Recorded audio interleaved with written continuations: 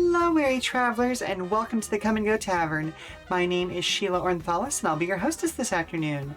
Today's kitchen special is 4-cheese macaroni, and it looks like Emily is currently available for a full-service package, if you know what I mean. But if you see anything or anyone else on the menu that you're interested in, just let me know, and we'll see what we can do.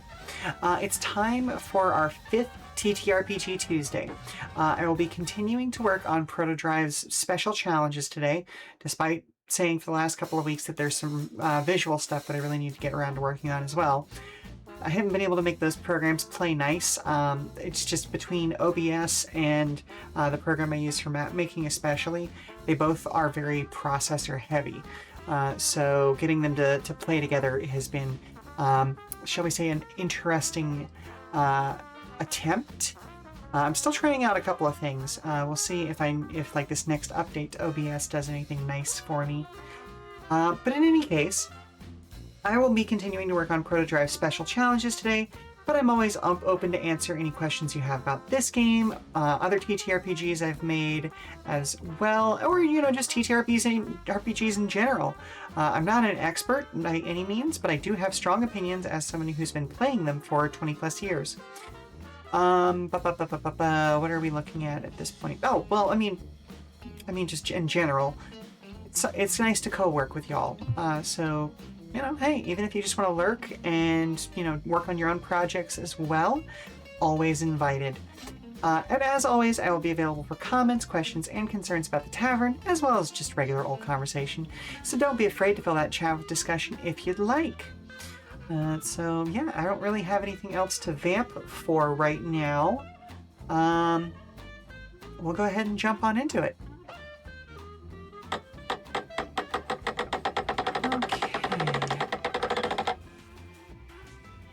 Alright, that's right. So I need to draw up a checkpoint symbol. That'll be something I do off stream. Because again, that one is more complicated because my drawing tablet doesn't connect nicely to my computer. We did the example for the mountain pass. You know what, let's go ahead and give Rally a read through. It's theoretically finished, but I want to just make sure. The Rally Special Challenge is perhaps the most complex one on this list. At its most basic, a rally can be just a single track, but one where obstacles are far more common. However, it's fairly normal for this challenge type to include multiple pathways from its starting line to its finish, requiring the drivers to pick their poison and deal with whatever problems come their way. From the perspective of players, a rally involves the most snap decision-making of all challenge types, and can even involve actual navigation and course awareness. On the GM side of the table, the complexity comes from having to create so many options and obstacles to make this special challenge shine. These can be broken down into pathways and random events. Part of the fun of rally challenges is figuring out the fastest way to navigate from point A to point B. The simplest version of this is just making sure the drivers know what turns and terrain is coming up, and how well their cars can handle them. By introducing multiple pathways, however, this gives drivers the opportunity to strategize around how their vehicles are built to try and optimize their performance. Since either of these options requires a bit of study beforehand, it's best to show the course to the players ahead of time and give them space to make decisions about how they want to approach it. To help manage the level of complexity, here are some suggestions about how many pathways should be included. A wide-open course should have 5 pathways to choose from. A curated course should have 3 pathways to choose from. And a closed-off course should only have 1 pathway. The other thing that's necessary for a good rally challenge is obstacles to overcome. These can take the form of creatively used complications or random events created specifically for the course. While complications should be obvious on the course thanks to the symbols used to indicate things like weather and changes in incline, events happen to a random player at the end of each round, normally pulled from a table designed for the pathway that player took. For instance, the table for a mountain pass might look like this. Mountain pass, roll 1d6. On a 1, rocks fall. The driver's vehicle takes 2d6 damage. On a 2, washed out road. The driver must make a control check in addition to any other checks they make at the end of the round. On a 3, boulder on the path. The driver suddenly encounters a full hazard. Alright,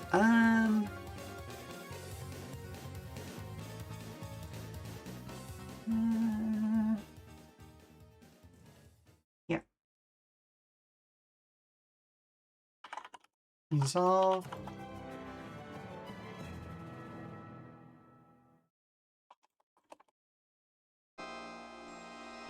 Make the check for this immediately.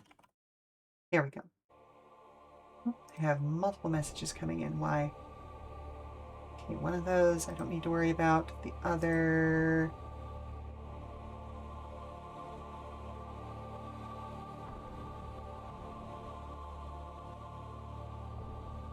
No, I do not. Where did my chat go? There did my chat go. On a result of 4, scree on the tarmac. Roll 1d6. On an uphill incline, decrease the vehicle's speed by the result. On a downhill incline, increase the vehicle's speed by the result. On a flat road, roll a control check with the DC raised by the result. Number 5, blocked view. The driver must choose to either reduce their speed by 5 or add +5 to the DC of their next control check. And 6, clear conditions. There is no additional obstacle. While the contents of randomized tables are normally hidden from players, in the case of rally challenges, it's actually better to share them. This departure from tradition helps to better simulate the characters studying the course before the day of the race, so they have the best chance possible to navigate the obstacles successfully without actually giving them any guarantees. Because of these complexities, rally challenges are some of the most difficult to design courses for. In particular, thanks to their inclusion of additional pathways for drivers to take, there's a fine balance between the desire to make every path equally manageable and to create unique difficulties on each one. Using a variety of terrain types, inclines, and even weather across the pathways is a great way to give players the opportunity to design their vehicles with different goals in mind, despite them all running the same race. I'm going to change out running. For driving.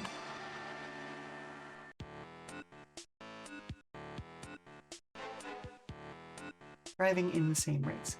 Another quirk that can be added to rally challenges are junctures that allow drivers to switch paths or even force them all onto the same path for a short period, adding even more elements to consider during their vehicle customization.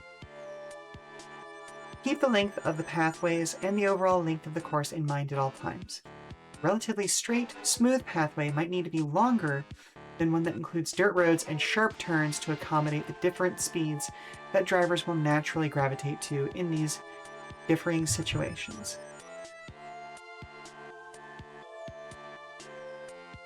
Additionally, because of the added mechanics for obstacles and the variety of complications involved, rally events tend to take more time in a play session than other challenge types, so shortening the course to even that out may be a good option.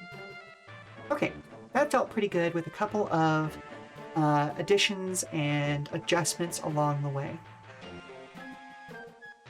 So let's move on to relay. So the idea for a relay race is that essentially like each driver only does a portion of the track. They just have to reach the first checkpoint.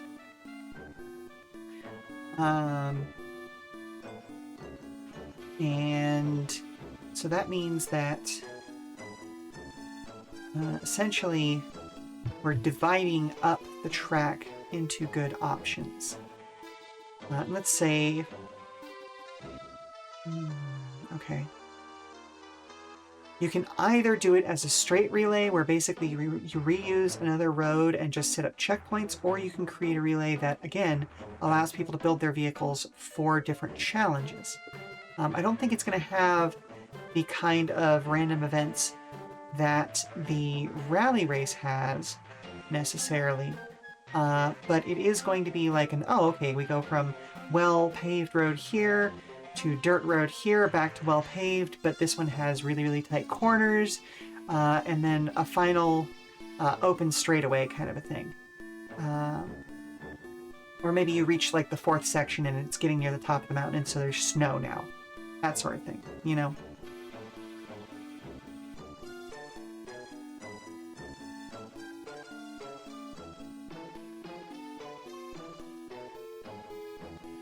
Let's get rid of that note because I don't need it anymore. How did I open this?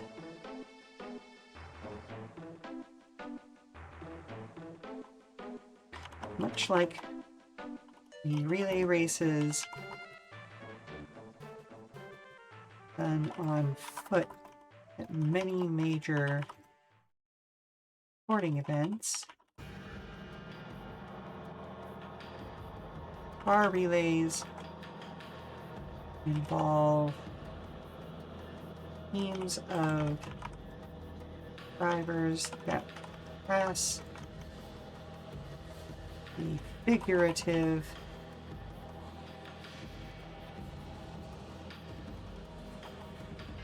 no, you're just gonna say pass the baton.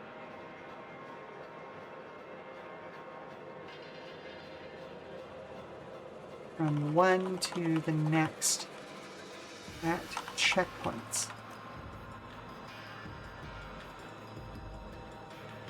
Now the baton here is generally more figurative than literal. The effect is, or the result is the same.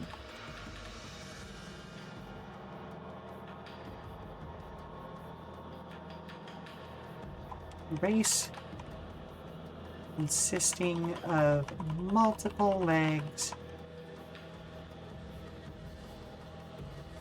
where the total ability of team is more important than the skills of any one of its members. There we go.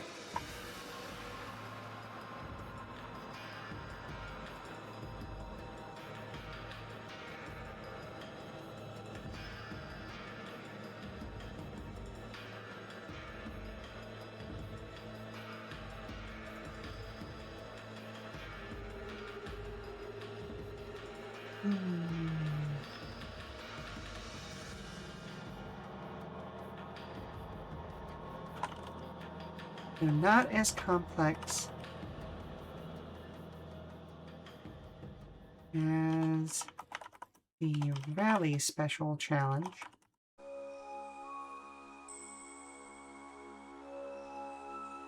Oh. There's still much to consider in a relay.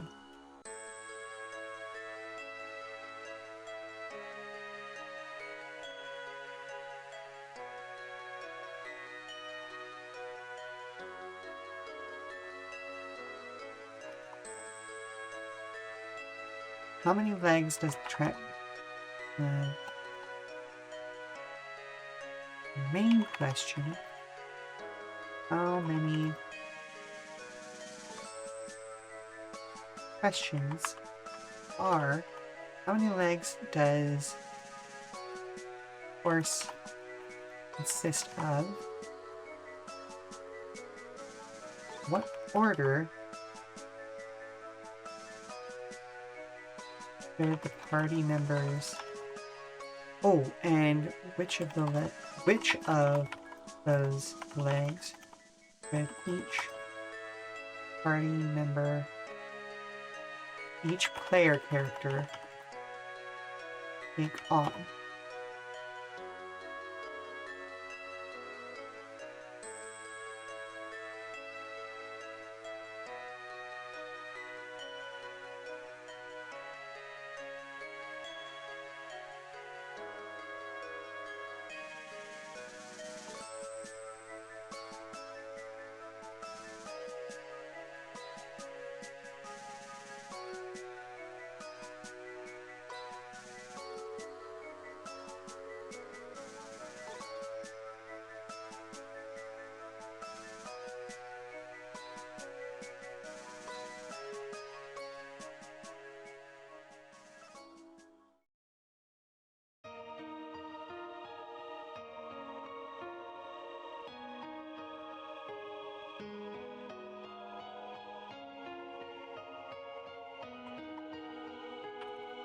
The first of these is easy to figure out,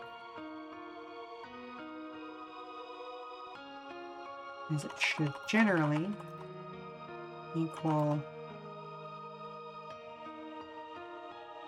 the number of players in the party.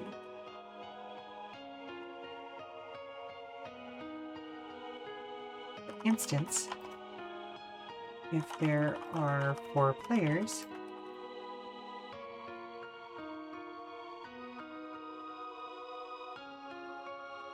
then there should be 4 sections to the course, each ending with the first 3 ending at checkpoints, and the final one at the finish line.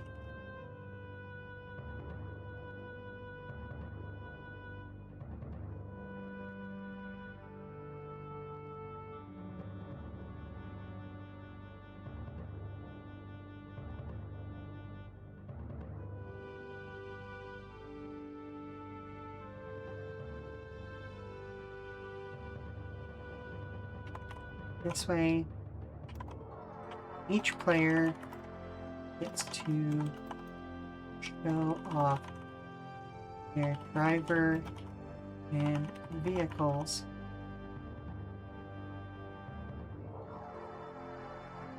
individually,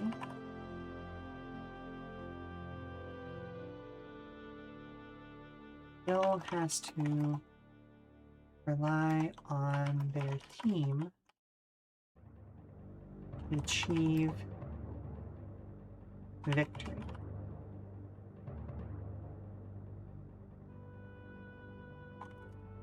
Another option, if your party like to do a bit of player versus player racing, is to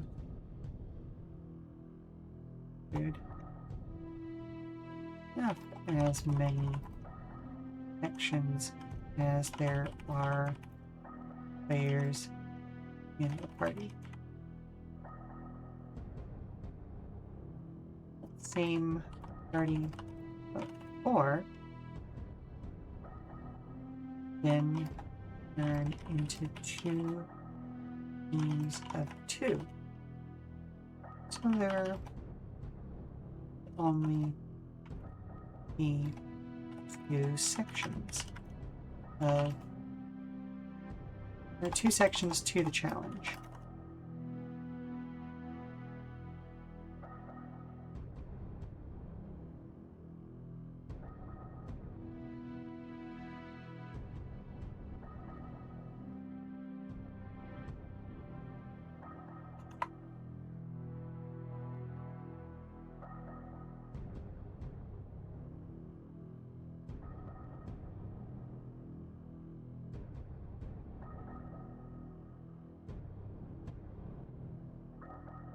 Building the course for a relay challenge, it's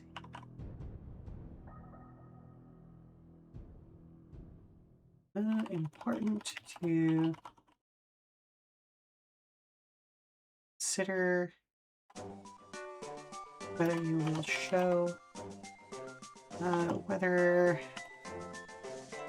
players get to see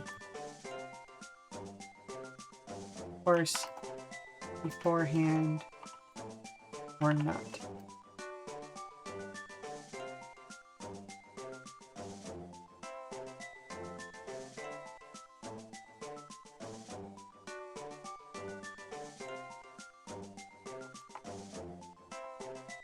Negotiating which character on which part of the course is second thing to consider before putting rubber on the road. What in the world are we listening to now? Riviera the Promised Land. Okay. That was a short one. It's a GPA game. It has gorgeous music, but yeah, I'm not shocked that the music was a little bit short there. Then again, we jumped straight over to Golden Sun, which has some of the most well-known music in that era, as well as gorgeous semi-3D graphics and all that sort of fun stuff. So who am I to consider? Like, maybe it's just Riviera was on a more limited time and physical budget. What is my foot touching? Oh, okay, there it is. Okay. So, negotiating which character will take on which part of the course is the second thing to consider before putting rubber on the road. It's likely each vehicle on the team will be tuned and kitted up differently.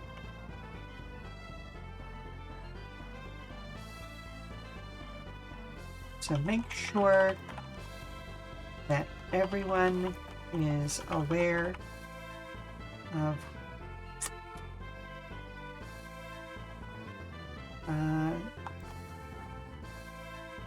the players should have the opportunity to take a look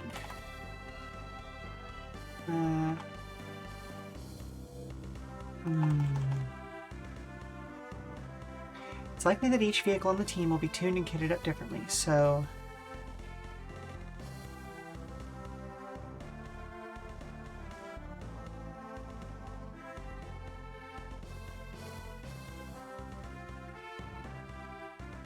no, I'm gonna save that sentence for later because that's an optional thing.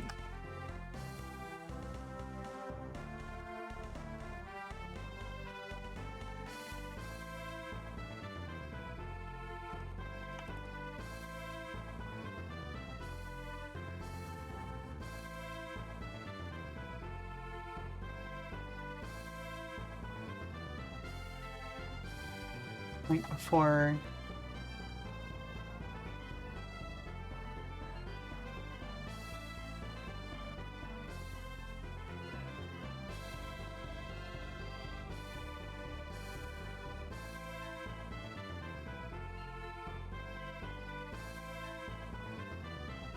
Nathan starts so that there isn't any confusion in the middle of the action.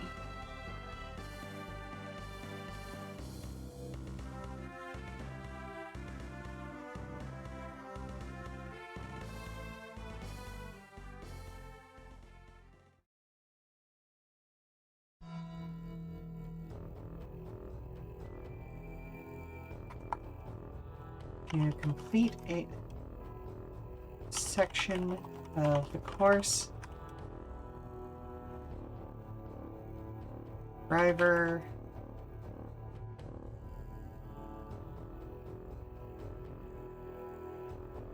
competing on it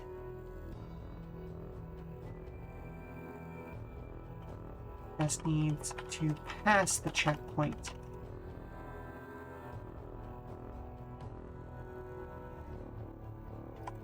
Not land on it. Not stop on it.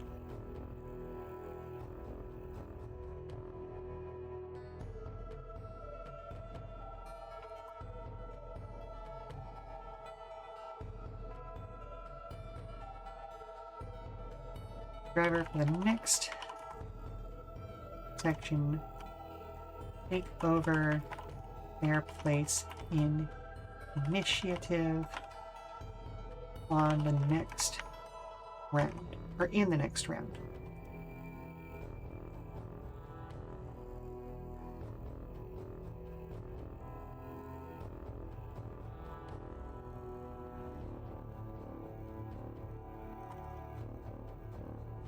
This means that each checkpoint is also essentially... No, that's wrong in so many ways. Another starting line. So the fresh, or the new drivers, the starting fresh.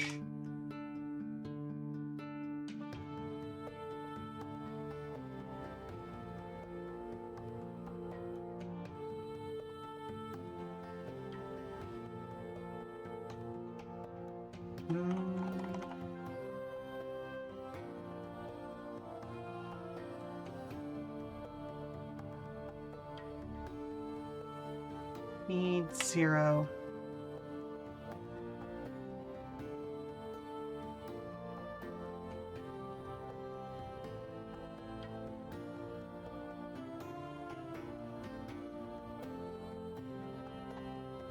If it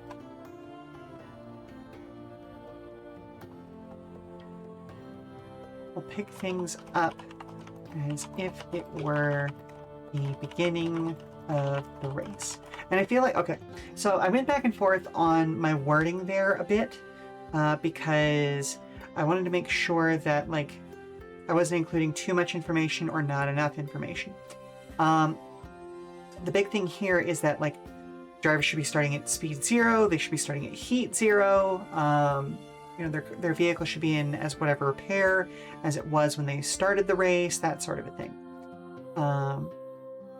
So that we're not getting a weird situation where, like, oh, hey, I'm going to trade my speed to you. And, like, no, that's not how that works. Like, the previous car passes the checkpoint, the next car picks it up as if it was the start of a new race.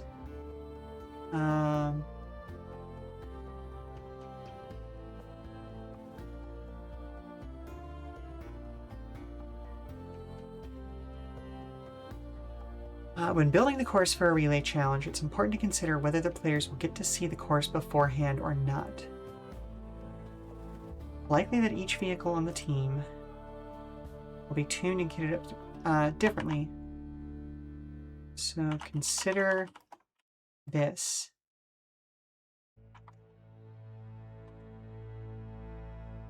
Carefully.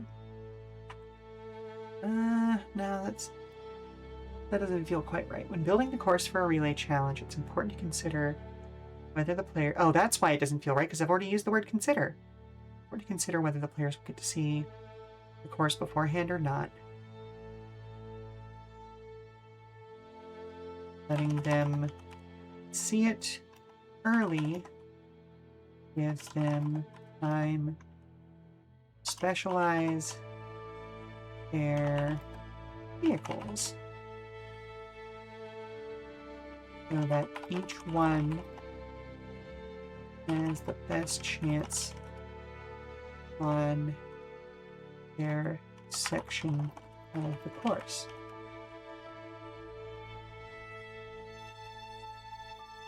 Only letting them see the course just before they have to decide their driving order, however, can add to the thrill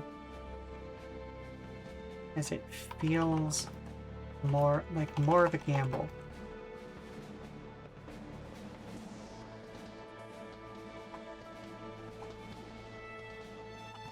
Either way, likely that each vehicle on the team will be tuned and kitted up differently.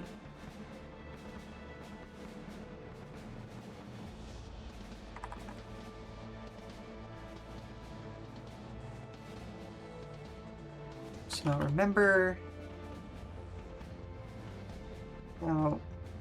so it's a good idea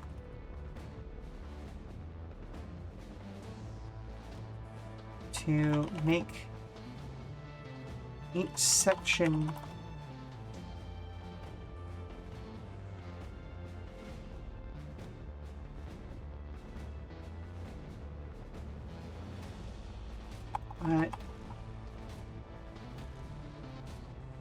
Each section its own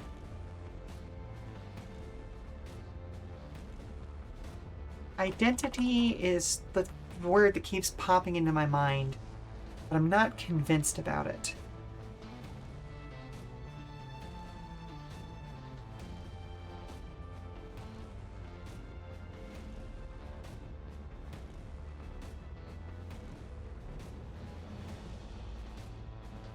Make the choice. Who does what more interesting? For instance, in a 4-section relay, first leg might be a smooth, well-paved road that's mostly straight, followed by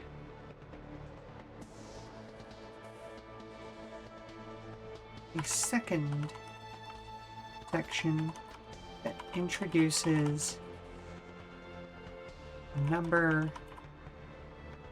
of tight turns and steep inclines.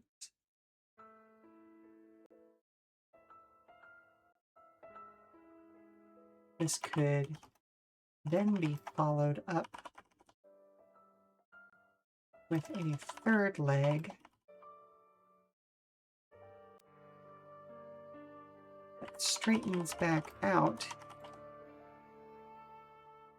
No, a third leg that features more gentle curves. That is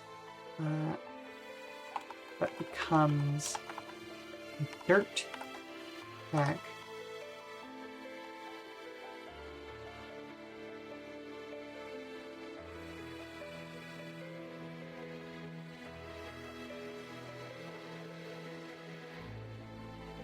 Finally, caps the course off with a snow-covered 4th section at the top of the mountain.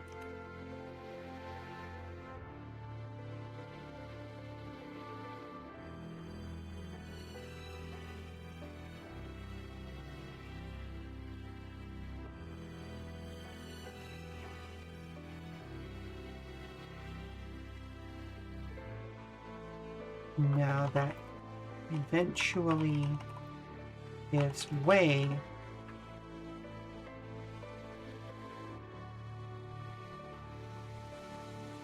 to a snow-covered 4th section at the top of the mountain.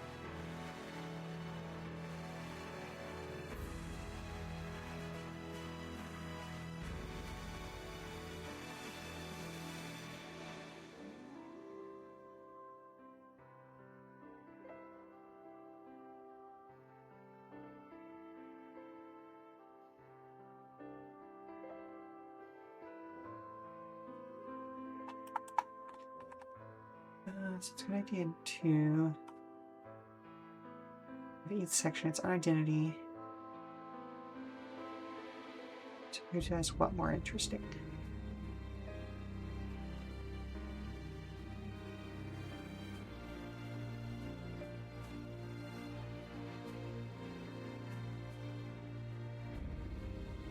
That way, whether the team has been able to specialize or not, each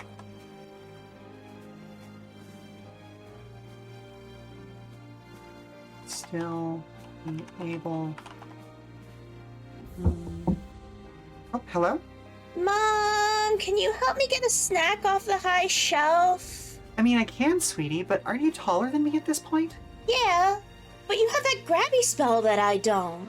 Okay, fair enough. Give me just a moment to finish up this sentence and I'll be right with you. Alright. Okay, so either way, it's likely that each vehicle in the team will be tuned and kitted up differently. So it's a good idea to give each section its own identity to make the choice of who does what more interesting. That way, whether the team has been able to specialize or not, each still be able to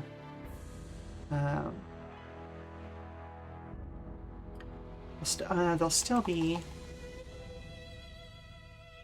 encouraged to discuss things,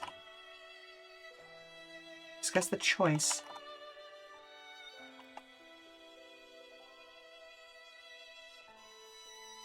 and rise to the challenge they feel most fitted to.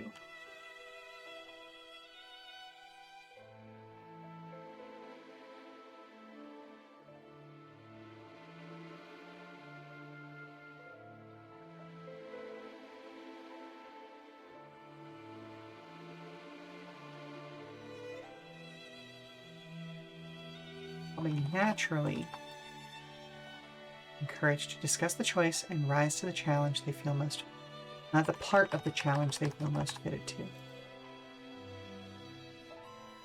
Okay.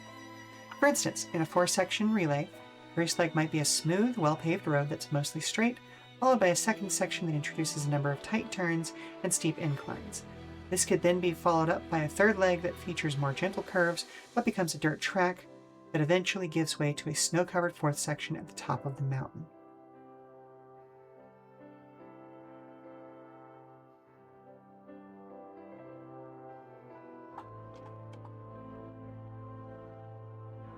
Or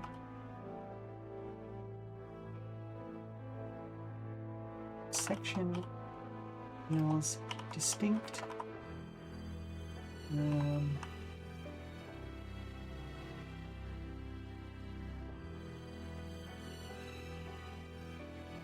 While making use of basic course design tools. Okay, so I'm going to go ahead and take a quick 5-minute break. I've got to run a commercial anyway, so we'll be back very, very soon. You don't have to sit there and watch the commercial, but, you know, stand up, walk around, stretch, refresh your refreshments, and we'll be back for more design on ProtoDrive here in about 5 minutes. All right, talk to you soon.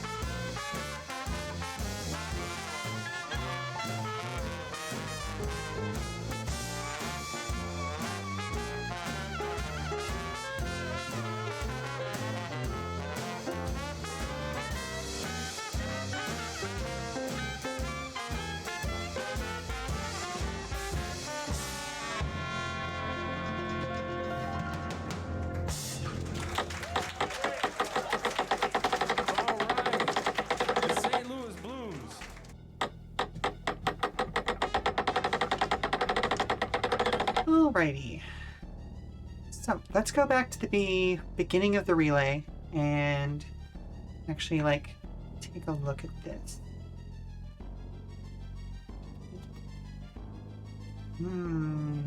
Okay.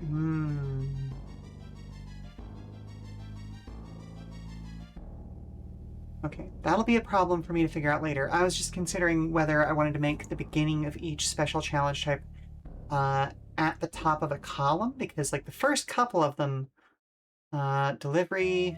Oh, I guess delivery wasn't on there at the top of a column. Huh, okay. Never mind then. That's what it is. That's whatever. Okay, so, much like relay... Oh yeah. Okay, so let's read all the way through relay and see if I like how it sounds right now. So, much like the relay races done on foot at many major sporting events, car relays involve teams of drivers that pass the baton from one to the next at checkpoints. While the baton here is generally more figurative than literal, the result is the same. A race consisting of multiple legs where the total ability of the team is more important than the skills of any one of its members. Though not as complex as the Rally Special Challenge, there's still much to consider in a relay. Main questions are how many legs does the course consist of, and which of those legs should each player character take on? The first of these is easy to figure out, as it should generally equal the number of players in the party. For instance, if there are 4 players, then there should be 4 sections to the course, with the first 3 ending at checkpoints and the final one at the finish line. This way, each player gets to show off their driver and vehicles individually, but still has to rely on their team to achieve victory. Another option, if your player would like to do a bit of player versus, or if your party would like to do a bit of player versus player racing, is to include half as many sections as there are players in the party. That same party of 4 would then turn into 2 teams of 2, so there would only be 2 sections to the challenge. Negotiating which character will take on which part of the course is the second thing to consider. Before putting rubber to the road. Make sure it's clear who is at what checkpoint before the race even starts, so that there isn't any confusion in the middle of the action. To complete a section of the course, a driver competing on it just needs to pass the checkpoint, not stop on it. Once that has been done, the driver for the next section will take over their place in initiative in the next round. This means that at each checkpoint is also essentially another starting line, so the new drivers will pick up things as if it were the beginning of the race.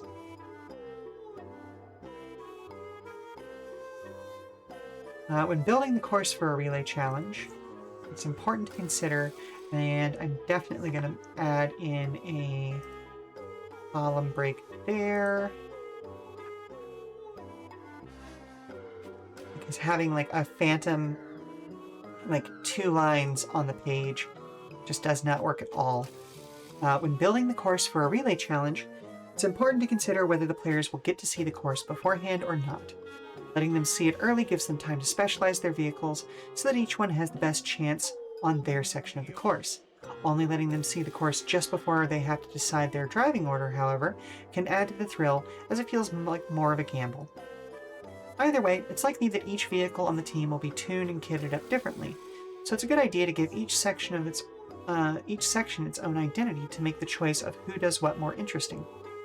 That way, whether the team has been able to specialize or not, they'll be naturally encouraged to discuss the options and rise to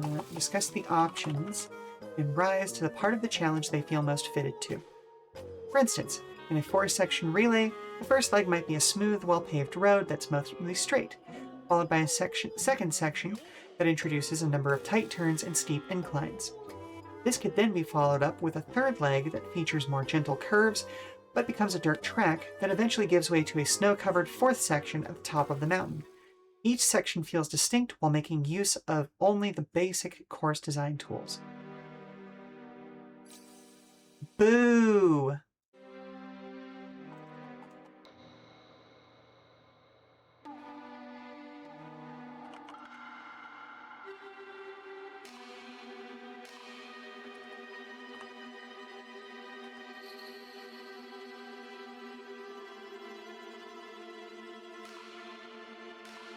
Still only using the base. Okay, each section feels distinct while still only using the basic course design tools. There we go. Okay. Cool. So that's done. That's done and done. Done and dusted, as it were.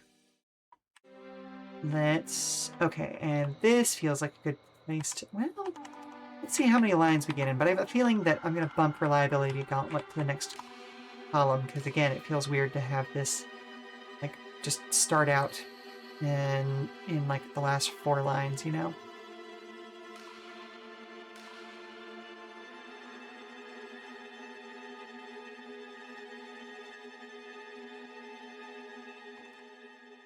Reliability gauntlet.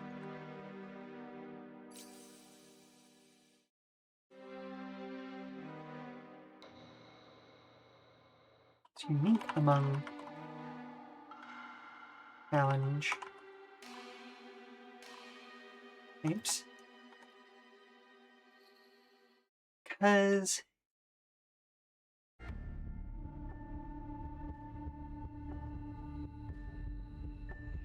everyone goes into it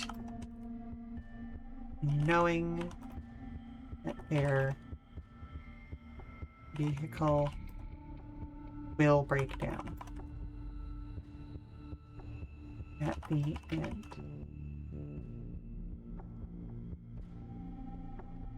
The whole point of this challenge, seeing who breaks down last.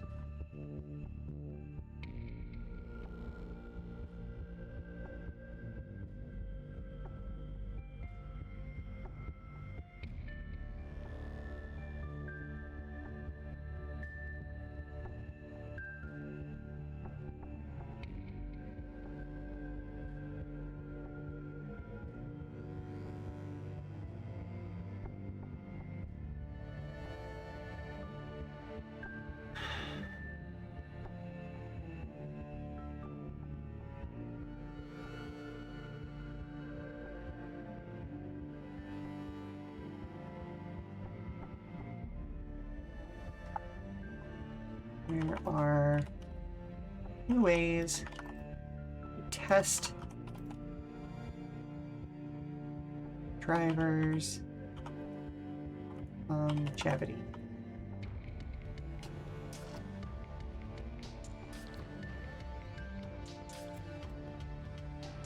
Repeated runs and looped courses. So we're going to bump that, and like I thought before, we're going to insert a column break here. Just because, again, it makes a little more sense to start the new thing over here.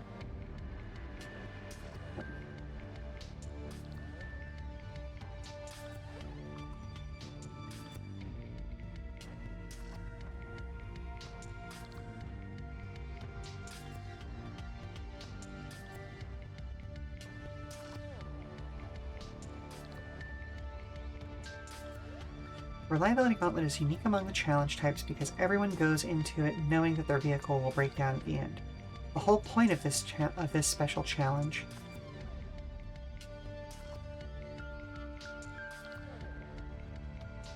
the whole point of this special challenge is seeing who breaks down last.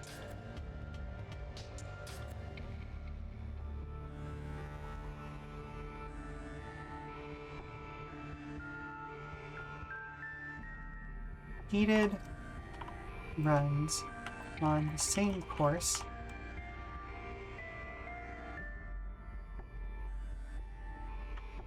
give unique design opportunity. Yep. Opportunities in that GM can introduce new obstacles with each run.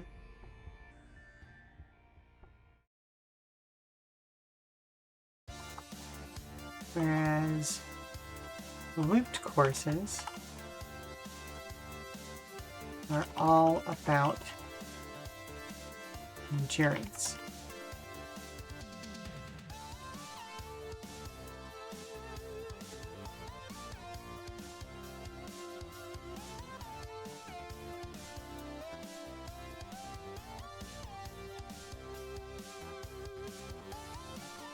In a reliability gauntlet,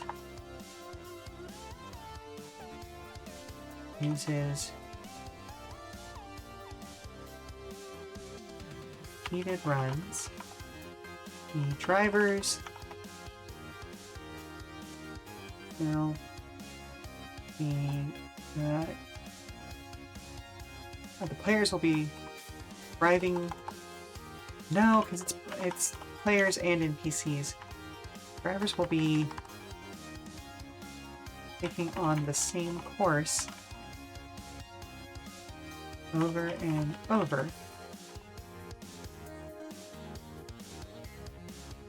Each time you can see stakes raised.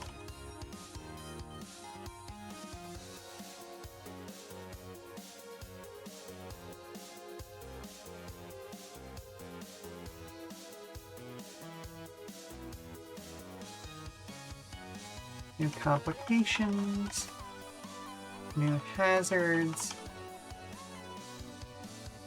even random events can be used to make each run more difficult. Additionally,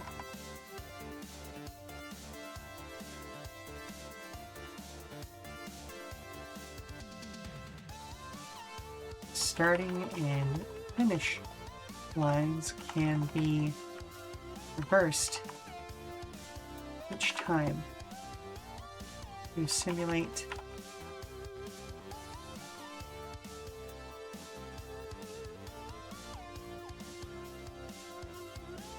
the different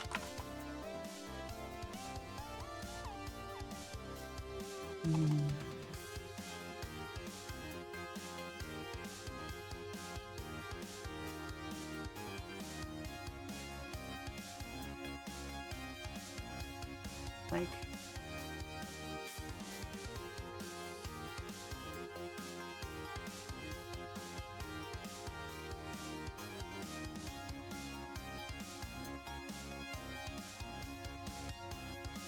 okay, so this idea began as, like, this part of the idea began as an attempt to look at, like, oh, okay, if you have a downhill section, if you start at the top of the hill, run the race downhill, and then have to immediately turn back around and run the race uphill, that is a different challenge, whether or not you have introduced new complications and hazards, because downhill you're going to be gaining speed, and even slow vehicles are going to, you know, actually have to deal with some of the challenges of control checks. On an uphill, however, even the fastest vehicles are going to be losing speed, and thus, like, less able to, you know, overcome things and may run into other problems. So, you know, that's kind of what that's there for. But it doesn't necessarily need to be tied to, that doesn't necessarily need to be tied to just like hill challenges. Just the idea of reversing the starting and finishing lines.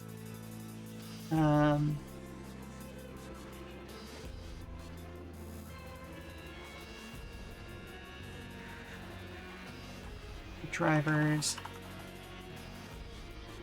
on the challenges, or the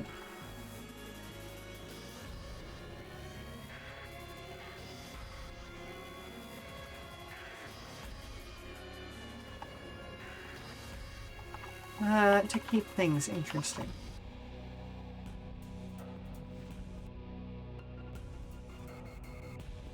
Hello, Hit People Guy! Welcome, welcome, welcome. Today we are working on ProtoDrive. I already finished the relay special challenge type, and now I'm working on the reliability gauntlet, which is basically like every player is going to run the same, or like going to basically run the race over and over again, either looping or running the same section over and over until only one is left standing.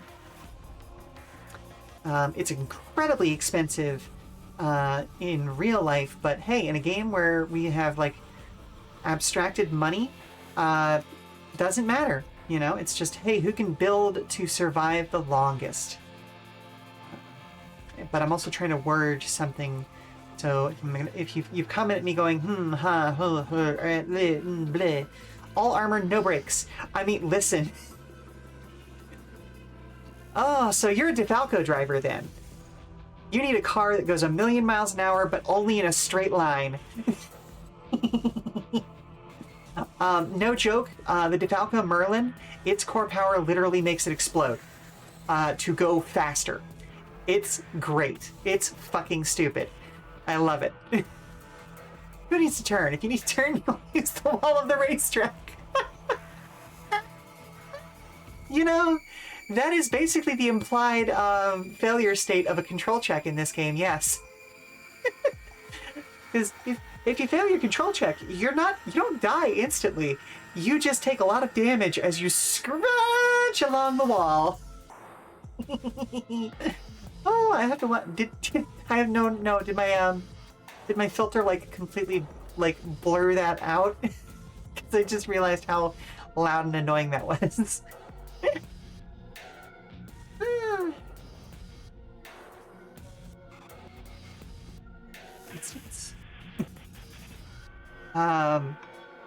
If the horse is on a hill, the first run down the hill will feel very different than the second run going uphill. Okay, I hate that we got a dangling word here. So let's think about how I can phrase this last sentence in particularly. If the course is on an incline, okay, we'll change that.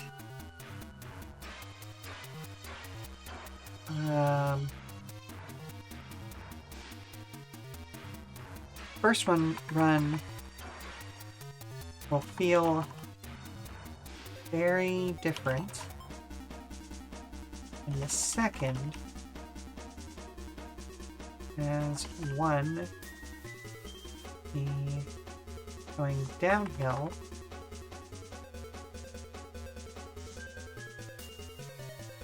while the other goes up.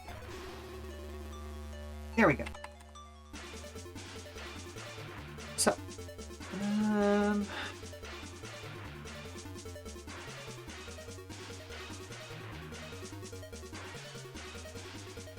the same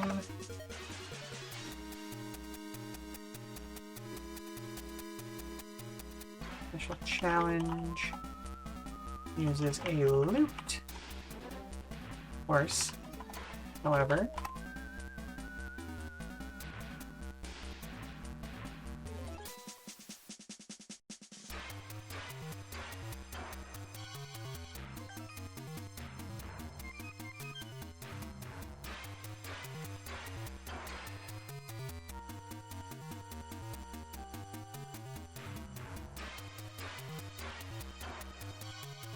Oh, I think I got some glue on the shirt that I'm wearing. Oh well. Beans. I was building model kits last night for the first time. Or I shouldn't say building model kits for the first time. I'm constantly building model kits, but like specifically game figures instead of like the push fit kits that I usually run. Because I've been doing like Gundam and 30-minute missions in similar kits for the last couple of years primarily. But I had the itch to get some new Blood Bowl teams and actually build some more like Blood Bowl and or Warhammer minis, and so I actually cracked a couple of those kits out, and I got some glue on my shirt. Ah well. That's not the end of the world, it's a house shirt, it's fine. So, if the same special challenge uses a looped course, however, the How do I want to phrase this?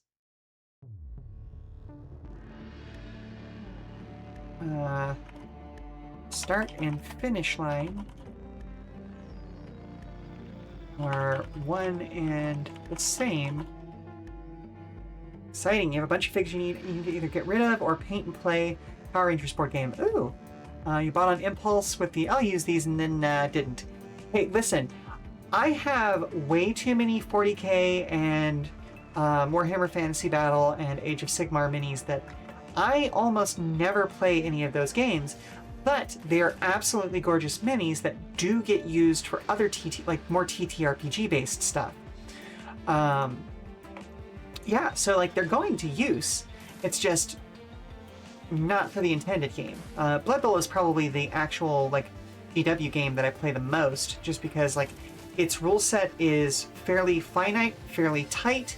Like it doesn't surprise me because like you know that game more than anything else is like the most league competitive, if that makes sense. Like there's 40k competitions, there's Age of Sigmar competitions, but they're not the same kind of competitive that Blood Bowl is.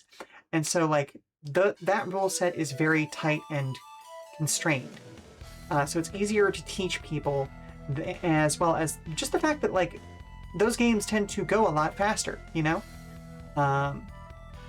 Whereas a 40k game, even a small one, may be a dedication of like 6 hours. So yeah. I don't generally sports, but for whatever reason, Blood Bowl is the one that like clicks in my brain and does the work, you know? So if the same spatial challenge uses a looped course, however, the start and finish line are one and the same.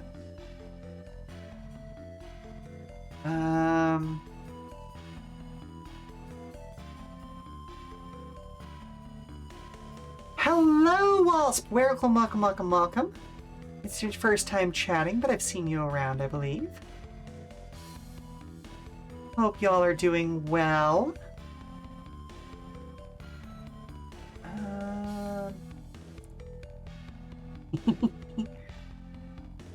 Love it when people know each other in my chat. Genuinely, it's always nice to have community, you know?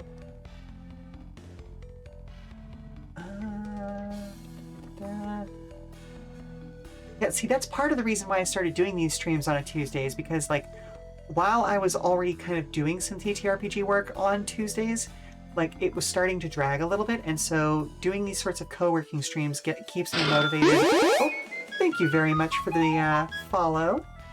I always appreciate that. Oh, your follower at 190. Well done, well done.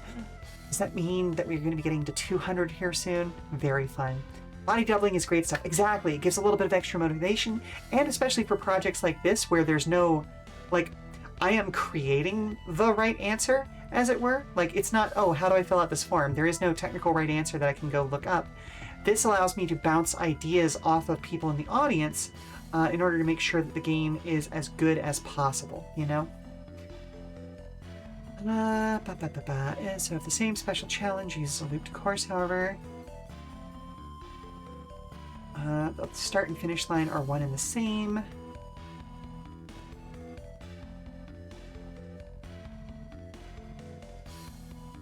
Start and finish lines are one and the same. And all of the drivers are in it for the long. Long doesn't have an A in it. All.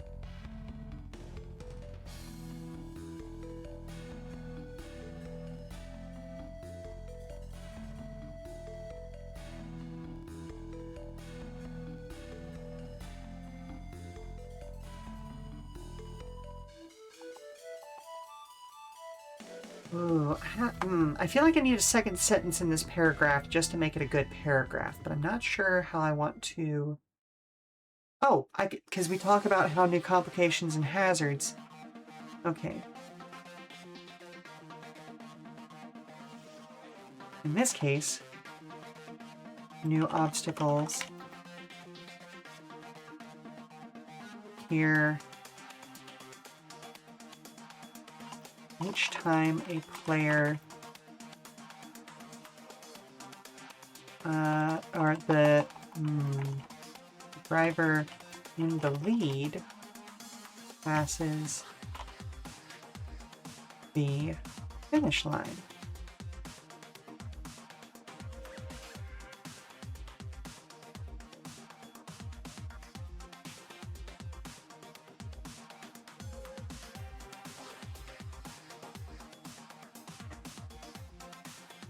Ooh, okay, hang on.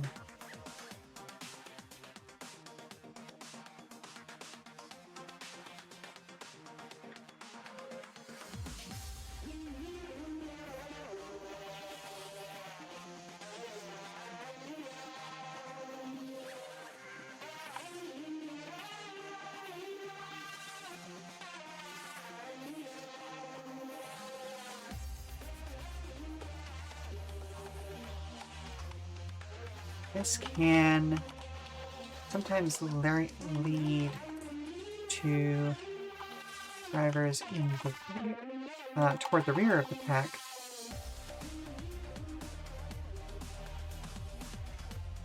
Facing new problems before they themselves a chance to complete the loop. That's the gamble of driving more safely. Okay, so seems a lot of work goes into this. Oh, absolutely. Right now, like, we're at 170 pages. And I am only kind of vaguely approaching halfway through the GM section of the book. The first section of the book, which is all the player-facing stuff, is already out there, fully available on itch.io. In fact, give me just a moment and I will bring up the link for that.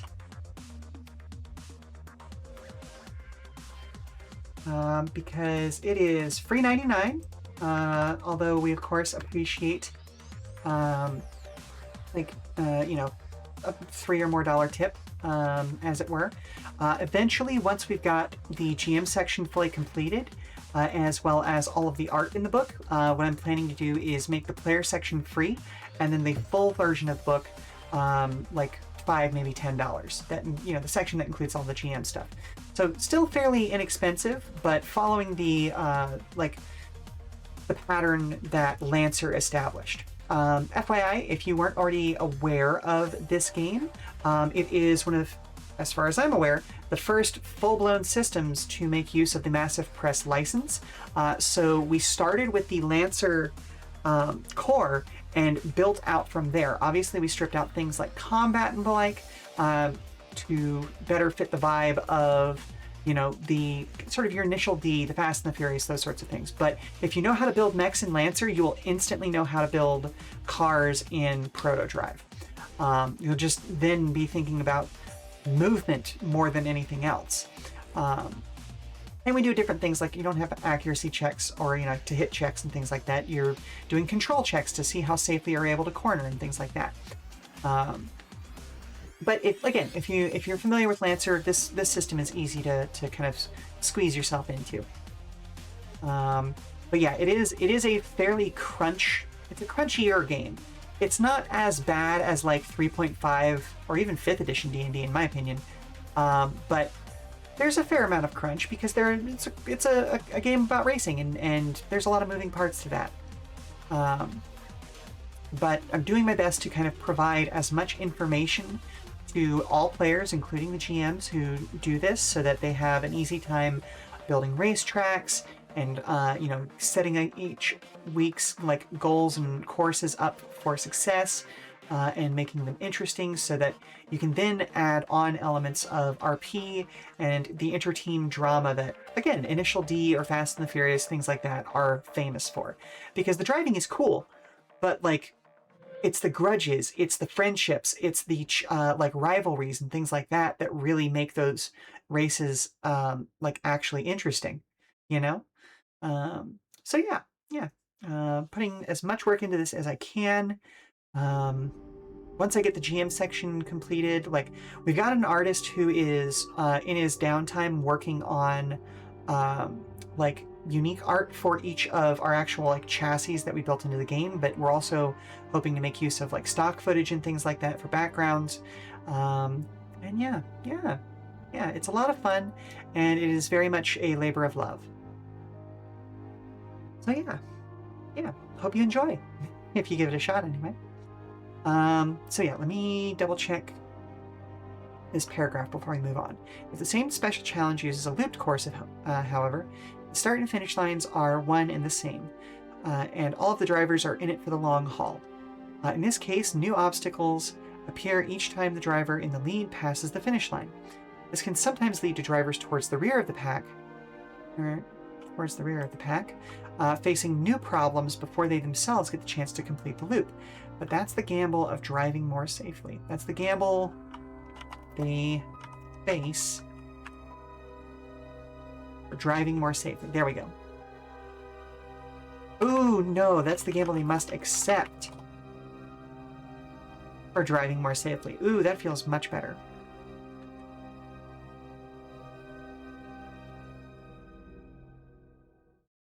Importantly,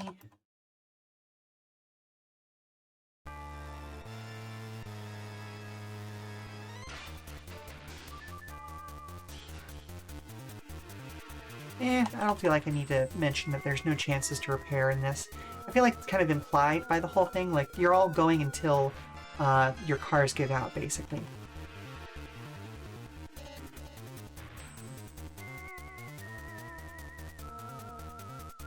Bop, bop. Building a course. Building the course for reliability. Reliability. Gauntlet.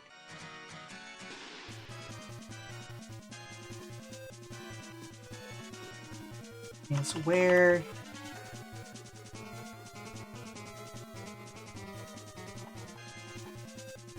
no. Horses for reliability gauntlets are typically the most dangerous of all. Because this because this challenge type intentionally tests the endurance of each vehicle, the whole idea is to break them. This means that courses for this kind of special challenge should feature things like right turns, steep inclines, and other complications meant to damage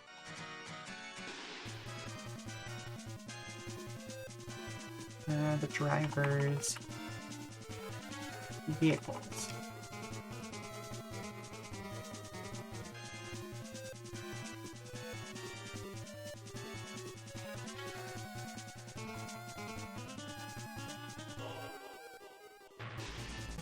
Creating new hazards.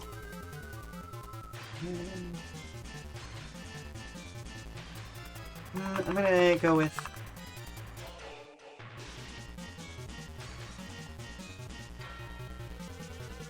obstacles.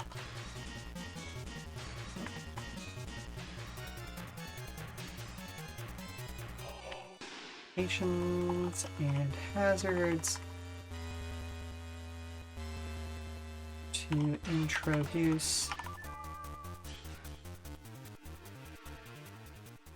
for each run or loop ahead of time is recommended.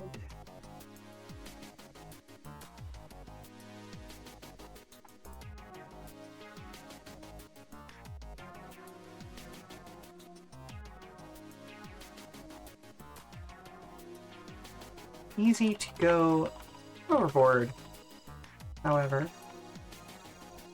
So keep in mind how much of a challenge the party enjoys.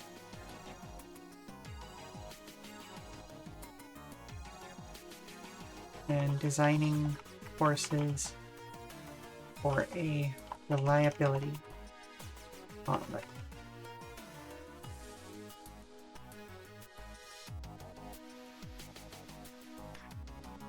Fairly easygoing party won't react well to the same course as one that seeks out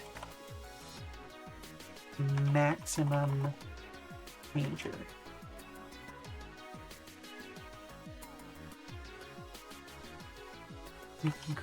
Okay. Okay, that feels good overall. I'm gonna go ahead and get rid of Hey, this. what counts as hurt enough to go see Aunt Elena? Sweetie, what happened? Well, LaFerlin and I were playing in the forest, and I sort of rolled down a hill wrong. Oh, let me see, sweetie. Oh.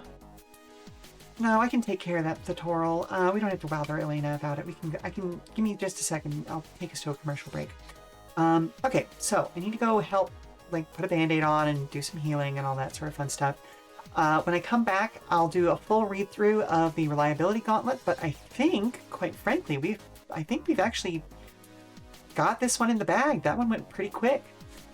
So I'll be back in 5 minutes. I'm gonna run a commercial while I'm away, stand up, stretch, do all that good stuff, and we will be back very soon. All right? All right. So, obviously, you're my biggest concern, but is your brother okay as well? He knows that I need to know.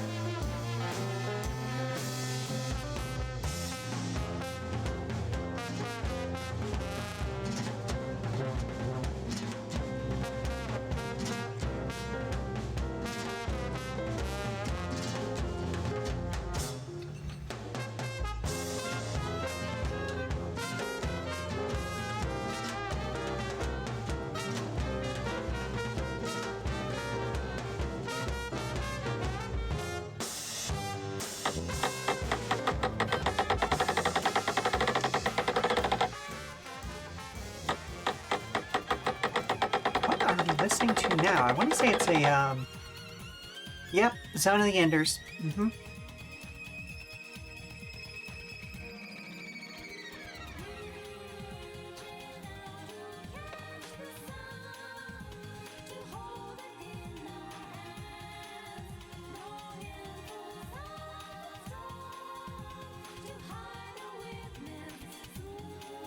Okay, as much as I'm grooving out to this, I do have to skip it because of lyrics. Okay, just because it's difficult for me to talk over lyrics, you know? Okay, so let's do a read through of the Reliability Gauntlet and see how it works. So, the Reliability Gauntlet is unique among the challenge types because everyone goes into it knowing that their vehicle will break down at the end. In fact, the whole point of this special challenge is to see who breaks down last. There are two ways to test the driver's longevity: repeated runs and looped courses. Repeated runs on the same course give unique design opportunities in that the GM can introduce new obstacles with each run.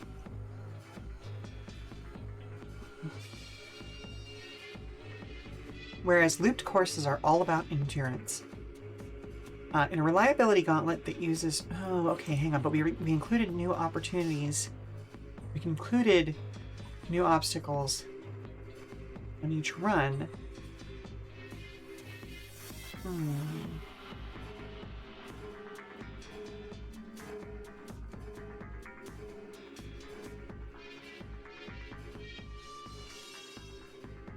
Well, both have the opportunity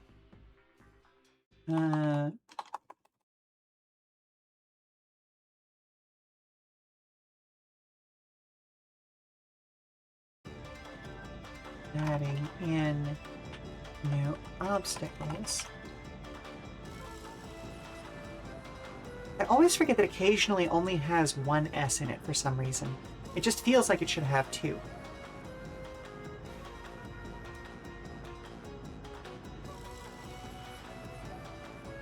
Two runs on the same course give unique design opportunities.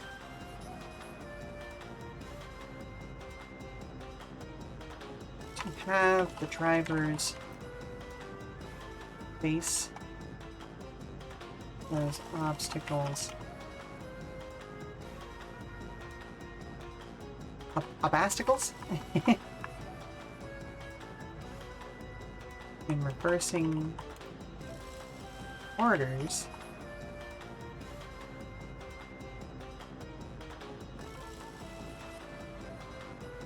Whereas looped courses are all about great endurance, are all about endurance without stopping.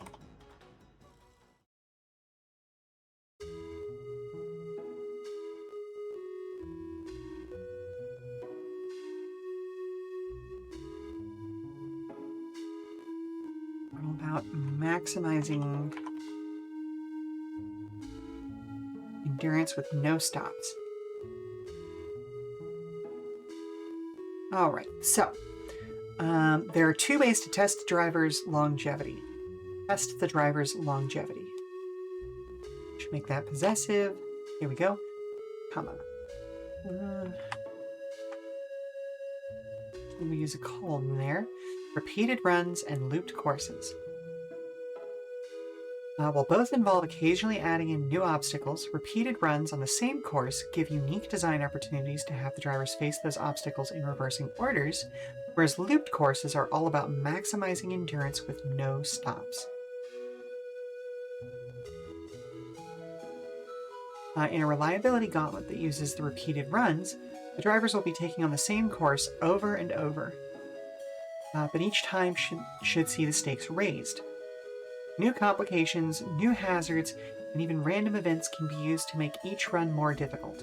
Additionally, the starting and finish lines can be reversed each time to keep things interesting. For instance, if the course is on an incline, the first run will feel very different from the second, as one will be going downhill while the other goes uphill.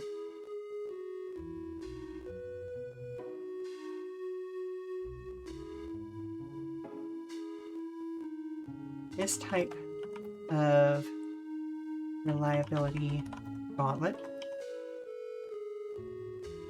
might allow, might or might not allow for varying levels of repairs between runs. Any driver whose vehicle is destroyed is disqualified. Of course, those who complete the course or complete the run might be able to repair current HP loss, or even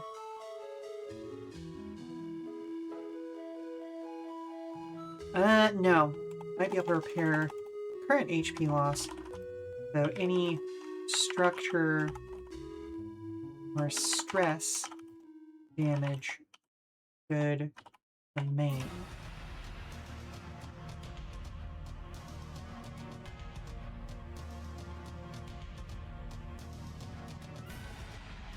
The GM might choose to allow those who complete the run to repair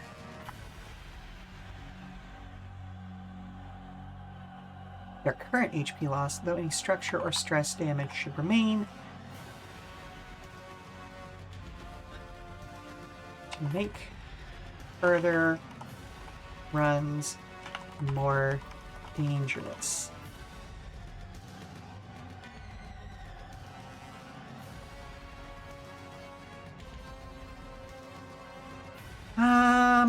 No, dangerous isn't. More risky. There we go. So, in a reliability gauntlet that uses repeated runs, the drivers will be taking on the same course over and over, but each time should see the stakes raised. New complications, new hazards, and even random events can be used to make each run more difficult. Additionally, the start and finish lines, I should say, can be reversed each time to keep things interesting. For instance, if the course is on an incline, the first run will feel very different from the second, as one will be going downhill and the other goes up. This type of reliability gauntlet might or might not allow for varying levels of repairs between runs.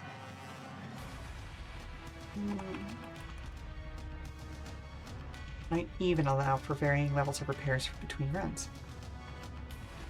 Or certain amount of repairs between runs. Any driver whose vehicle is destroyed is disqualified, of course, but the GM might choose to allow those who complete the run to repair their current HP loss, though any structure or stress damage should remain to make further runs more risky.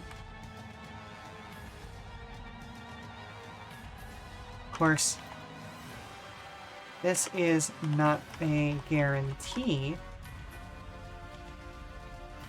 and the party might instead have to turn around and go again as soon as they cross the finish line.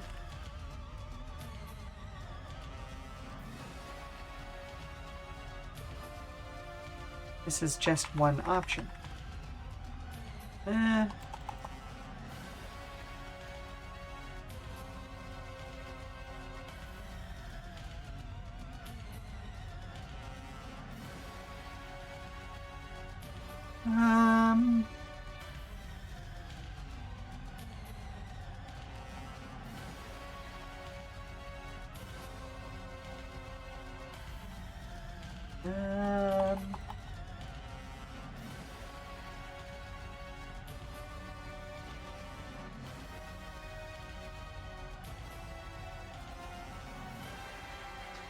Party.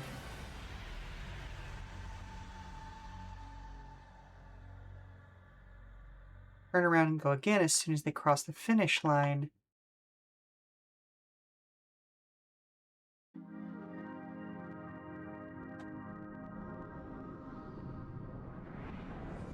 Oh, how do I want to phrase this? Because it might increase the danger, it might increase the stress, but stress is an actual keyword in this.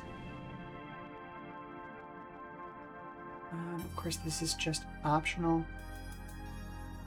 And it's making the party turn around and go again as soon as they cross the finish line. I don't want to just use the term raise the stakes. I dislike that term, you know? What in the world are we listening to? Sounds like... Oh no, it is Baroque, okay. I was gonna say it sounded like Phantasy Star Online 2. Or not 2, but Phantasy Star Online. The one for the Dreamcast and the GameCube. I'm gonna put a chip in my mouth and make myself stop talking and think about this for a second.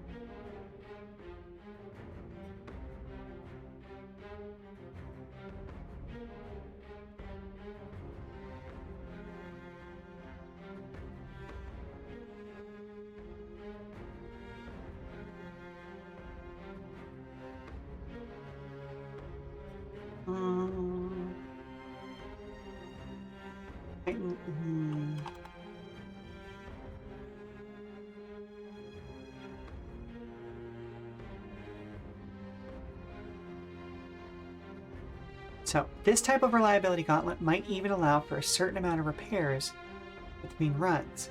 Any driver whose vehicle is destroyed is disqualified, of course, but the GM might choose to allow those who complete the run to repair their current HP loss, though any structure or stress damage should remain to make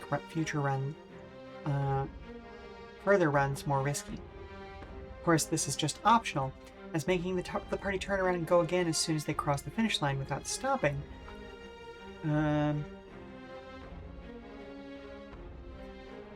No, I'm just gonna... There we go. We're gonna delete that part. Of course, this is just optional, as making the party turn around and go again as soon as they cross the finish line can heighten the difficulty of the challenge. There we go.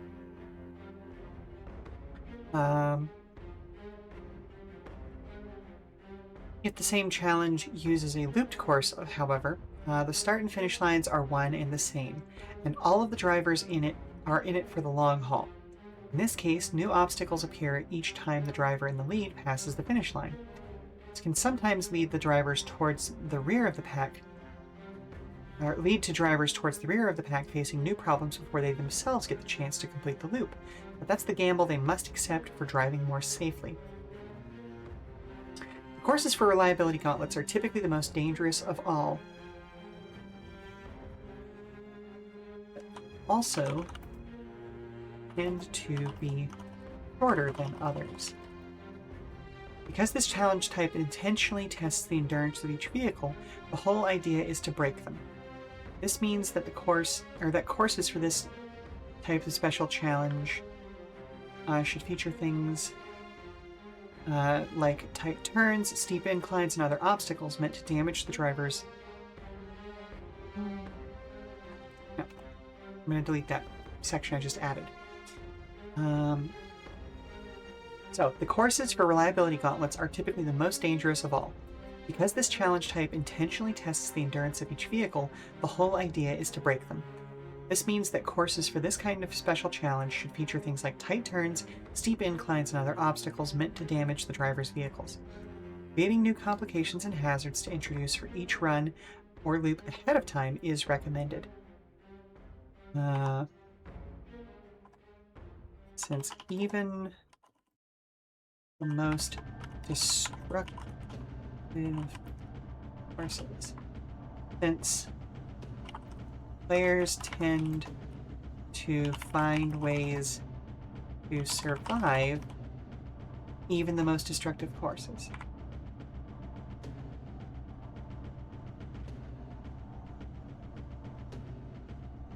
Creative players will always find some way to survive even the most destructive of courses. There we go. So, the courses for reliability gauntlets are typically the most dangerous of all. Because this challenge type intentionally tests the endurance of each vehicle, the whole idea is to break them.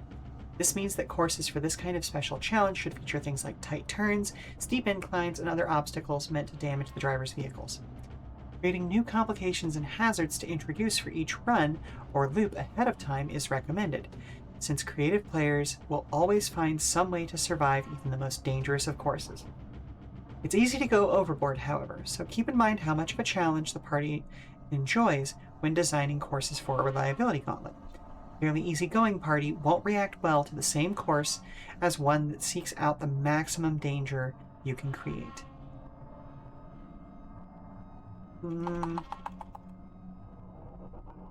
Highest level of danger you can create.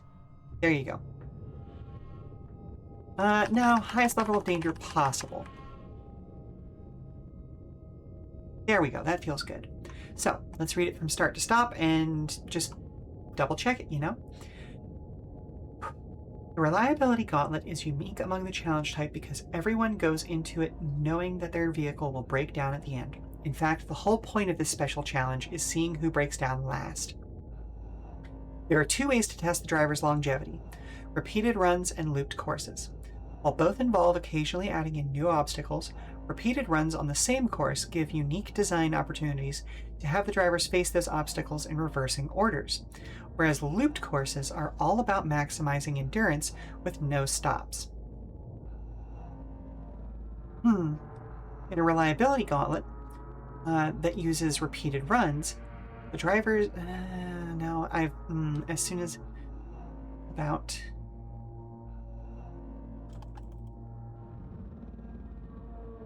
wearing down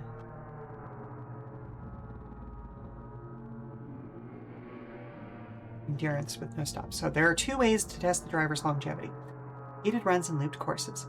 While both involve occasionally adding in new obstacles, repeated runs on the same course give unique design opportunities to have the drivers face those obstacles in reversing order, whereas looped courses are all about wearing down their endurance with no stops.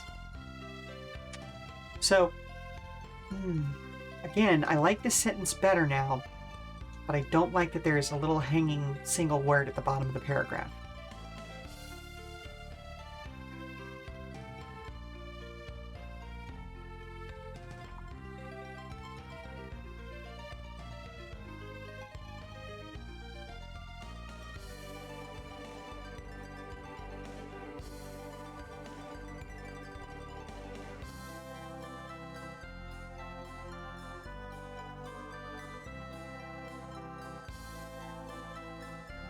I'm going to go with create.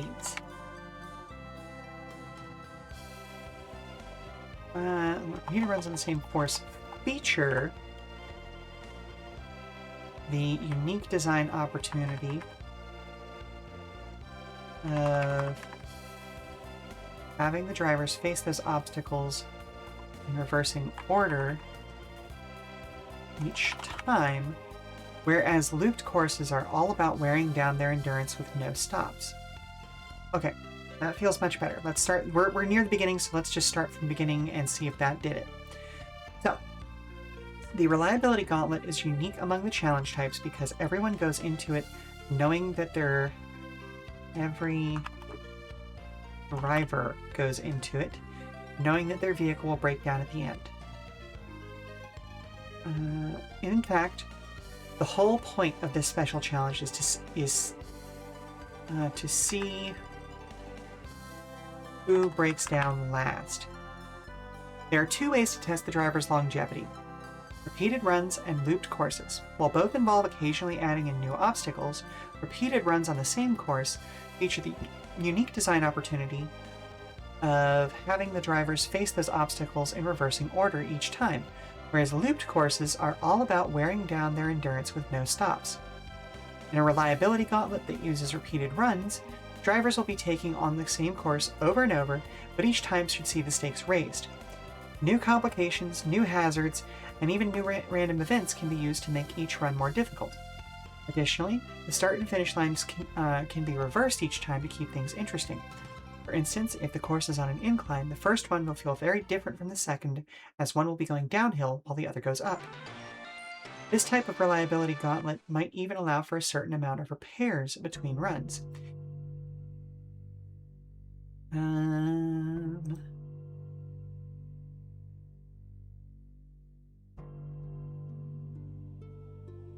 going to say, we're just going to put it out there. This allows for a certain amount of repairs between runs.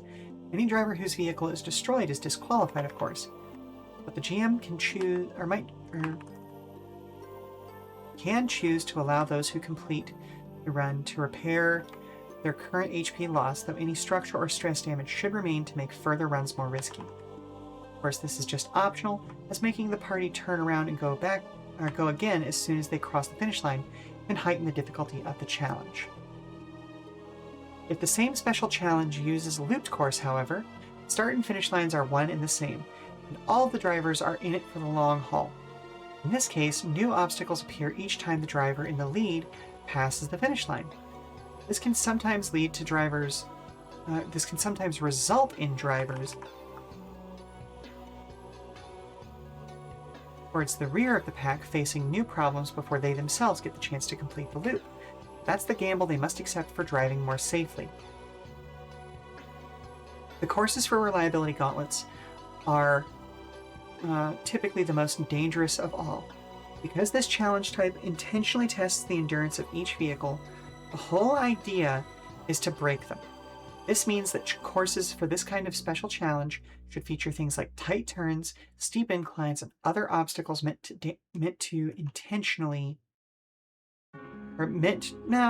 damage the driver's vehicles. Creating new complications and hazards to introduce for each run or loop ahead of time is recommended, since creative players will always find some way to survive even the most destructive of courses. It's easy to go overboard, however, so keep in mind how much of a challenge the party enjoys when designing courses for a reliability gauntlet. A fairly easygoing party won't react well to the same course as one that seeks out the highest level of danger possible. Okay, yeah, that feels good. That felt good. A couple of little changes in that last one, but it's little single word changes that I don't feel bad about just moving on from. Okay, so let's take a look at time trials. Beat the clock with no other cards on the road. Okay.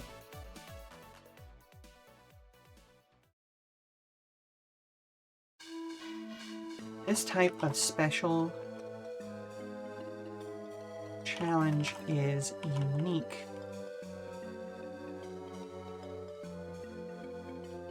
because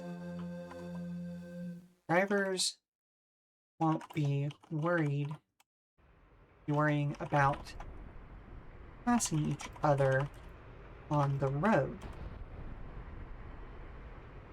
Instead,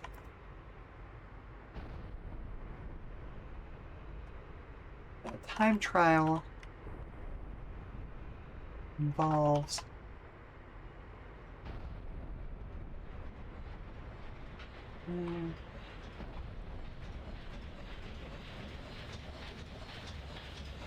worrying about passing each other or NPCs on the road. Instead, a time trial involves each driver running the same course as quickly as they can alone on the road.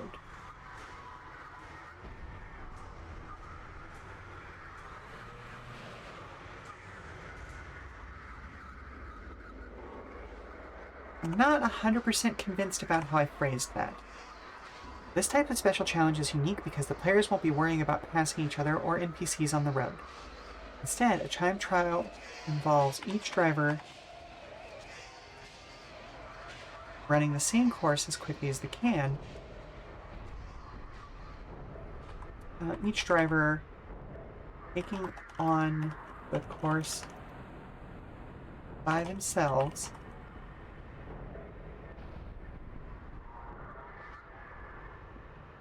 and running it as quickly as they can.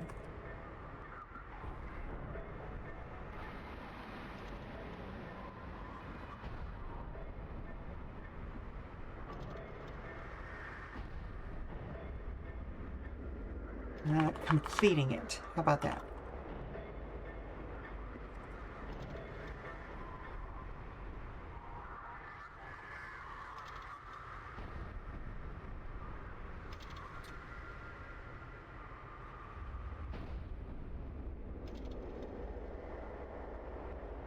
I'm going to take another chip to think about this a little bit because I feel like there's some options here for how to design these, how to run these, but I want to make sure that I have my thoughts together before I just go typing, you know?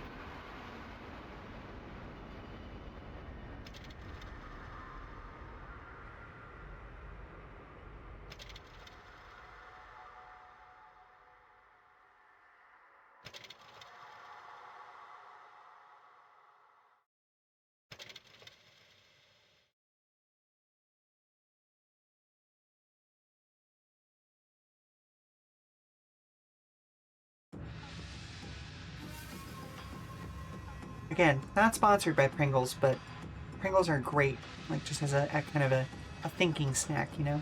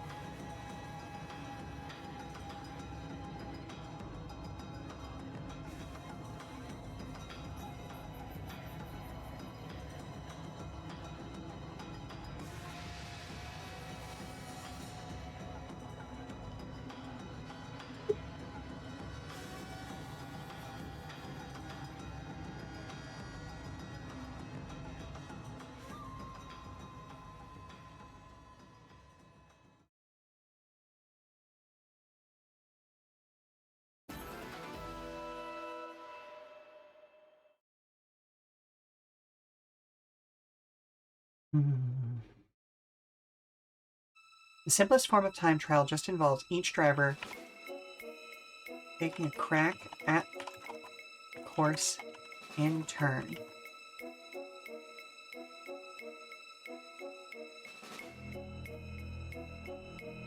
Until everyone has done so,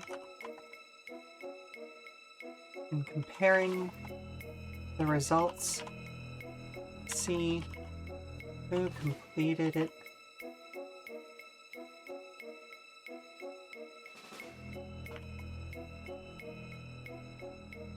in the least time.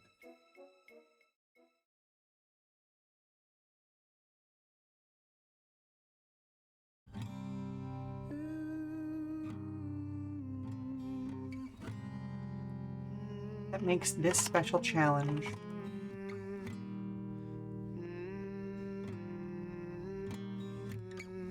particularly good for player versus player competition. Oop.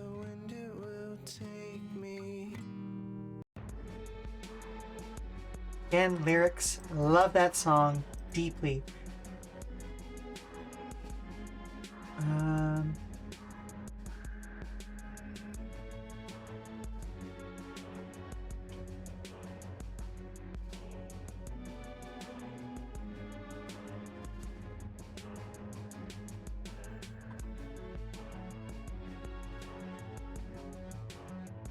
Sorry, had to respond to a message. There we go.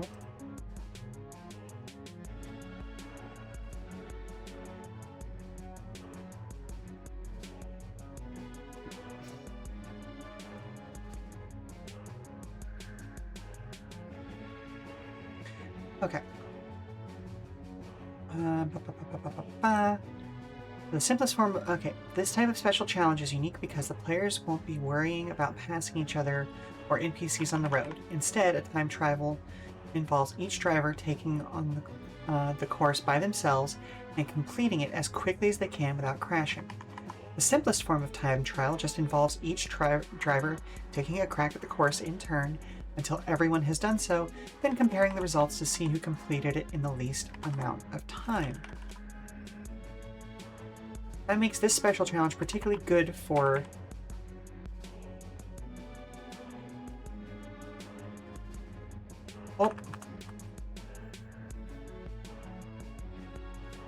that makes this special challenge particularly good for player versus player competition, as it goes off each player's skills without introducing the opportunity or introducing the possibility of sabotaging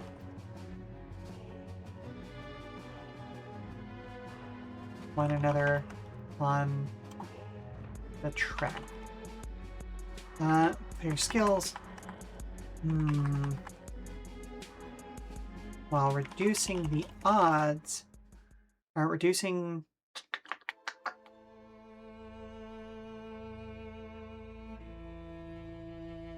chance of accusations being thrown around about sabotage on the track.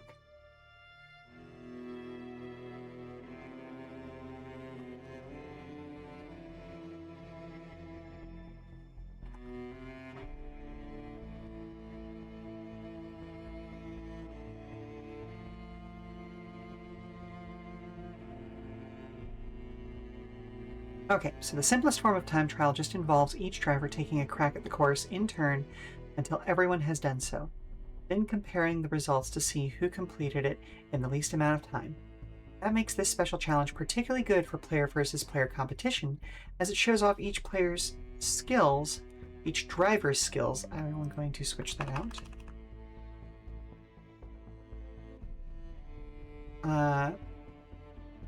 Individually,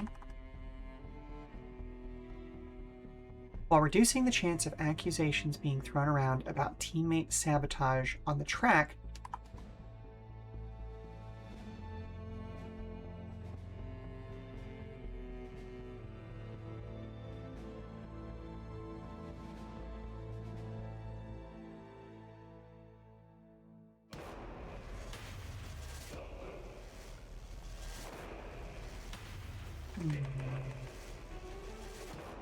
I feel like there's an opportunity for...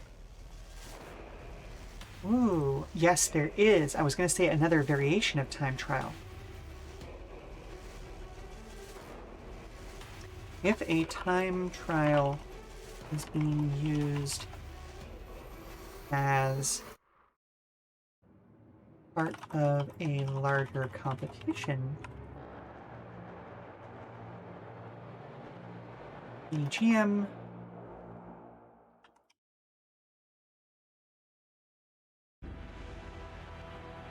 can set a turn limit or a round limit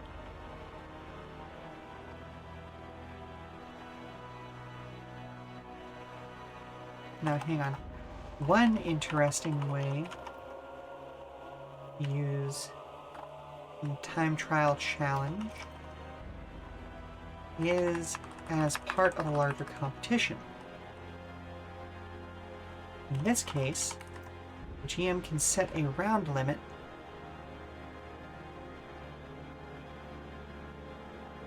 for what drivers will move forward in the competition by either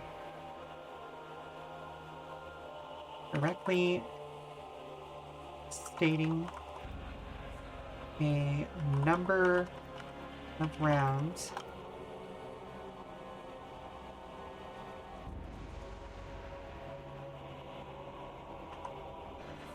a maximum number of rounds, okay, in which the course must be completed, or by having an NPC vehicle complete the course itself to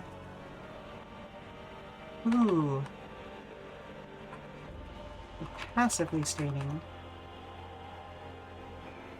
maximum number of rounds in which the course must be completed, or by having an NPC vehicle complete the course itself to actively set the maximum number of rounds.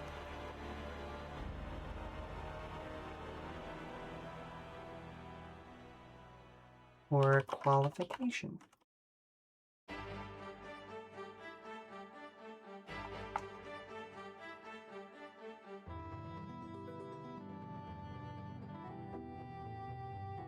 Ooh, I think this is missed again. Yeah!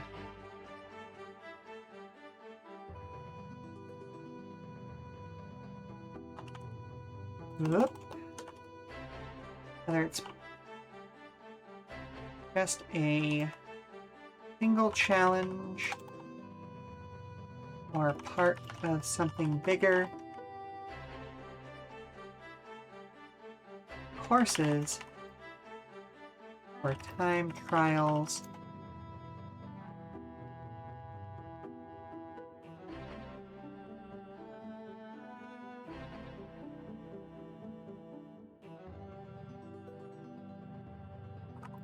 are often the same as those made for regular circuit races.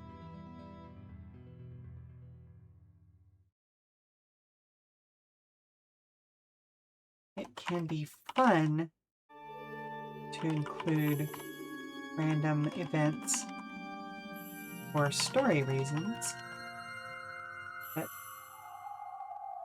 use this sparingly because of how it changes the event.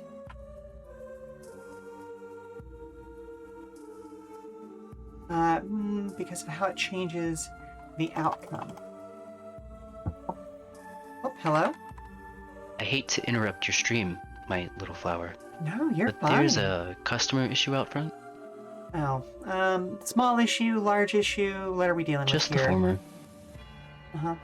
Okay, well, let me finish up, let me, sorry, words. I'll be there in a moment. So, whether it's a single challenge or part of something bigger, the courses for time trials are often the same as those made for regular circuit races. It can be fun to include random events for story reasons, but use these sparingly because of how it changes the outcome. How easily they can change the outcome.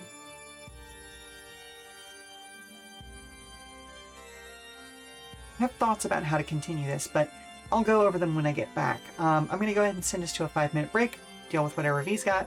We're going to run a commercial, so stand up, stretch, refresh your refreshments, and we will be back soon. All right? All right, sweetie.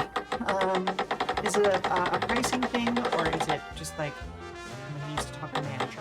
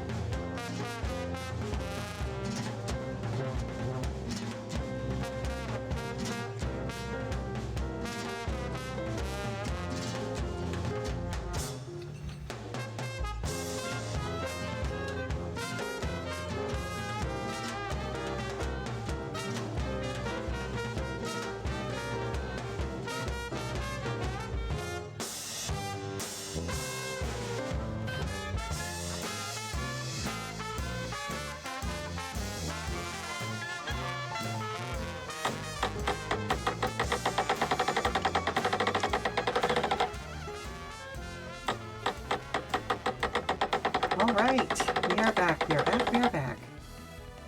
Let's see, okay.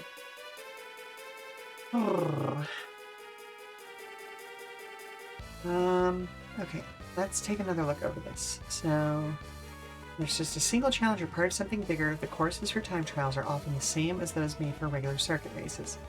It can be fun to include random events for story reasons, but use these sparingly because of how easily they can change the outcome.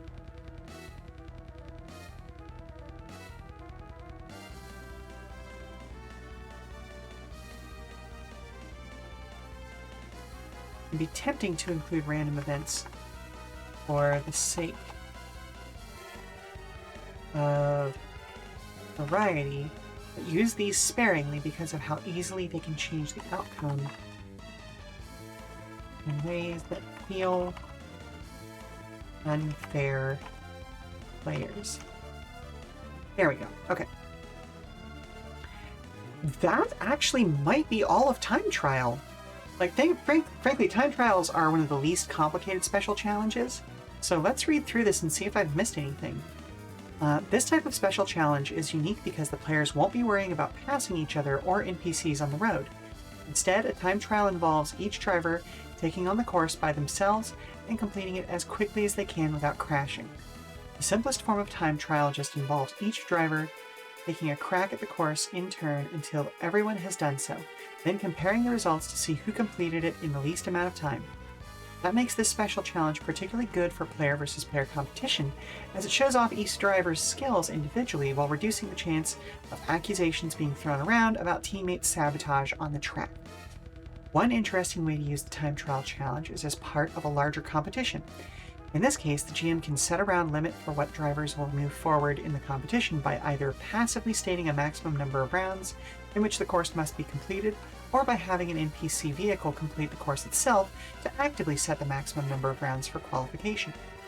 Whether it's just a single challenge or part of something bigger, the courses for time trials are often the same as those made for regular circuit courses, or circuit races. It can be tempting to include random events for the sake of variety. Use these sparingly because of how easily they can change the outcome in ways that feel unfair to players. Okay, cool. So that section is now completed. Which means, actually, that, yeah, that is a whole section of the book. Nice. So we've now covered all the different course challenge types that are included within the main book here. There are some additional ones that I want to bring into... we're going to move on to another thing. There we go. Okay. That I do want to bring in for, like, expansion books, especially, like, the Angry Andy type, which is our Mad Max XP expansion that we're going to get around to doing eventually, after the main book is done and after I've worked on a couple of other projects first. Because I need my sanity. Yeah. Okay, so let's take a look at iterative world building, which means we also now need to take a look at the original Lancer book to see what Lancer had to say about iterative world building.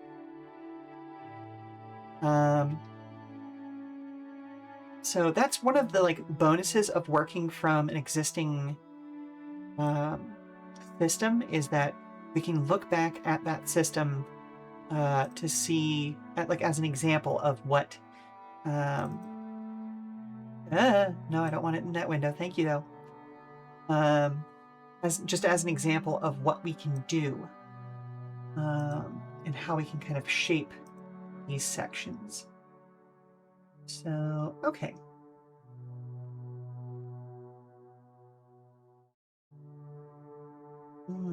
Okay, so for instance, hang on, I'll move my window over here so that I'm at least looking at the camera when I'm doing this.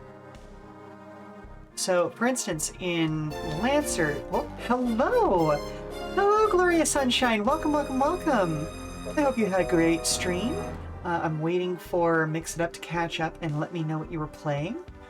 Ooh, you were playing Final Fantasy XIV. Where were you at? Are you doing MSQ? Are you doing dungeons? Are you doing PvP? What are you working on? In the meantime, for those of you who've never joined me on this channel, this is the Come and Go Tavern, and my name is Sheela Ornthalis. I am the tavern's madam. We are a full-service tavern, so today's kitchen special... Oh, goodness gracious, what was today's special?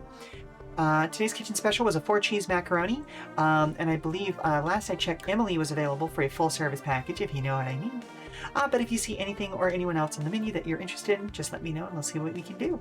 I typically play Final Fantasy on Fridays and then a tactics game of some sort on Saturdays, and then Tuesdays I work on whatever my currently active TTRPG project is, which right now means ProtoDrive, a game system that's based on the Lancer Massive Press license, and is all about dramatic drivers a la Initial D and the Fast and the Furious. Doing a variety today, doing dailies in PSO2, Nikki HSR, and 14. Okay, I did actually see your post about this on Blue Sky. I was surprised to see someone actually playing PSO2. I gave it a shot, and I was really ready to be in love with it because I had waited years and years and years for it to actually come to the United States officially. I played a little bit on the SEA servers, but you're not going to talk about that. But like, I don't know. I got locked in. I got locked out, I felt, at a certain point, and it didn't feel like there was much progression going on. I didn't know where I should have been going for the story. But who knows? Maybe base game has a lot of love in it. It absolutely does. And I've loved PSO since the Dreamcast days. I actually played it online via a Dreamcast for a while, and then when that shut down, I bugged my friend to get it until he got it on GameCube so I could continue playing there whenever I was over at his house. Yeah, yes, you could in fact play PSO 1 online on the GameCube. It just required a lot of accessories. But yeah, no, like I said, I felt like I got stuck at a certain point. But maybe they've got better signposting now. It's been...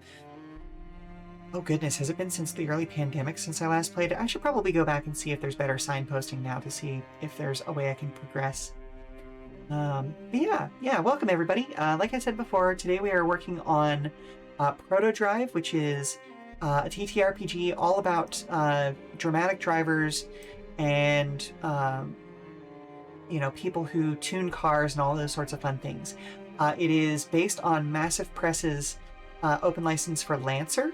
So if you've played that mech game, you already basically know how to build cars in ProtoDrive. Though there are some pretty significant differentiations here because, like, for instance, the base game for ProtoDrive does not include combat. It's all about racing. So there's a lot more focus on mobility-based parts, a lot more focus on doing things like making control checks, passing other vehicles, stuff like that. But we've also introduced a couple of tools into the role-playing aspect of it to help integrate roleplay with the action sequences better than Lancer's base game does. I know that Lancer has made some improvements in like extra books that have come afterwards, but we're including oh my goodness, what's the word I'm looking for here? Not timers. Oh my goodness, it looks like they look like pie slices and stuff like that. It was introduced originally in Blades in the Dark. Oh my goodness. I am completely blanking right now.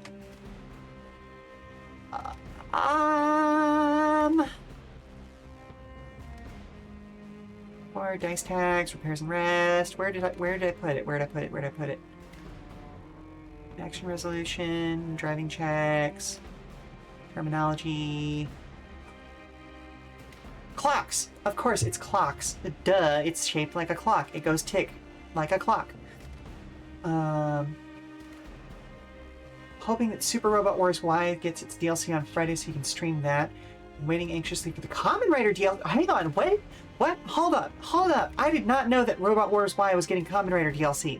Because, like, I deeply wanted the Kamen Rider SD game that came out around the Shin Kamen Rider release to be released in the US, and I don't think it ever was. So, what? Which writers are going to feature in this? Like, who's on the roster? Kamen Rider double characters. Okay. I can dig it. Double is one of the most famous and popular parts of the franchise, so I understand.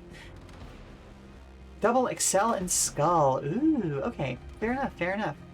Not the ones I would have personally chosen, but I'll take it. You know, they're the ones that people know about, and they're popular, and they're not bad. They're just, like, it's hard.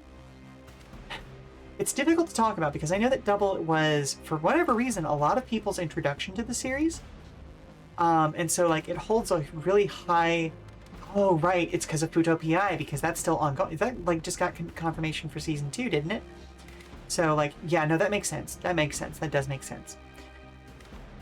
Well, I was raised on Showa-era stuff because my dad got me into it, so... yeah.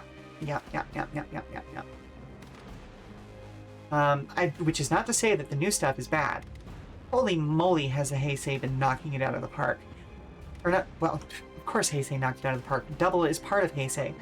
Reiwa stuff, I meant to say, has been knocking it out of the park. Like, honestly, there have been a few dips in production over the years, but very few series do I actually dislike. Ooh, it's getting the anime movie, and we're getting a whole 16 missions based in that series. Nice! But yeah, no, I could probably name on one hand the seasons of Rider that I disliked.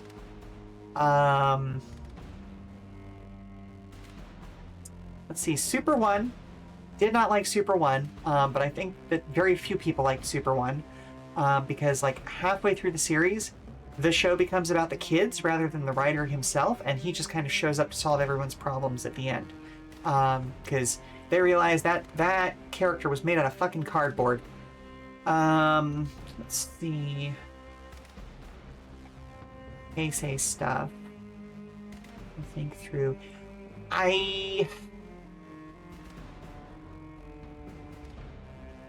The thing from Heisei, Ghost is probably the weakest overall series for me from Heisei. But it's not as divisive as both my favorite and least favorite series, which is Hibiki. And that one weirdly gets both of those, because the first half of Hibiki is fucking amazing. Like, we have positive male role model who is a soft boy, and who the mom of the main character absolutely wants to bone. We have good lessons about teamwork. We have lessons about, like, just, you know, learning to be who you want to be and not being tied into who others think you should be. And then they fired the lead writer because the stogie old producers at Toei were like, no, we need to have a strong male lead and all these sorts of things. And so the back half of the series just ruined so many of the characters. Ghost suffers from the fact that the lead is better in other shows than his own season. Yeah, that and the fact that, like, Ghost's identity as a series was not nailed down before the show started, it felt like. Like, the back half of Ghost gets really good, because, like, once they figure out what they want the show to actually be, it feels really good. But I feel like there was a push around the time that Ghost started for these kinds of shows to be more educational, and so, like, the first quarter of the series has a bunch of, like, weird drop-ins about, like, oh, this ghost is so-and-so, who's responsible for such and such. And that's not even always true. Like, that whole thing about Edison was an asshole. He wasn't responsible for most of the inventions that he's got his name on. So, like, it's just perpetuating the myth of the thing. And there's some argument to be made of, like, the ghosts are kind of the mythologized version of the person, but then don't have that educational drop-in further perpetuate the myth. You know what I mean? So, Yeah. I don't know. As far as, like, the weakest Reiwa writer so far,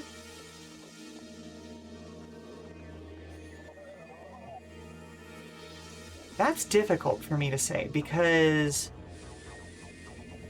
each of the new seasons has their own, like, I feel like they're literally hero experience from Fate Go, the mythological. Yeah, exactly.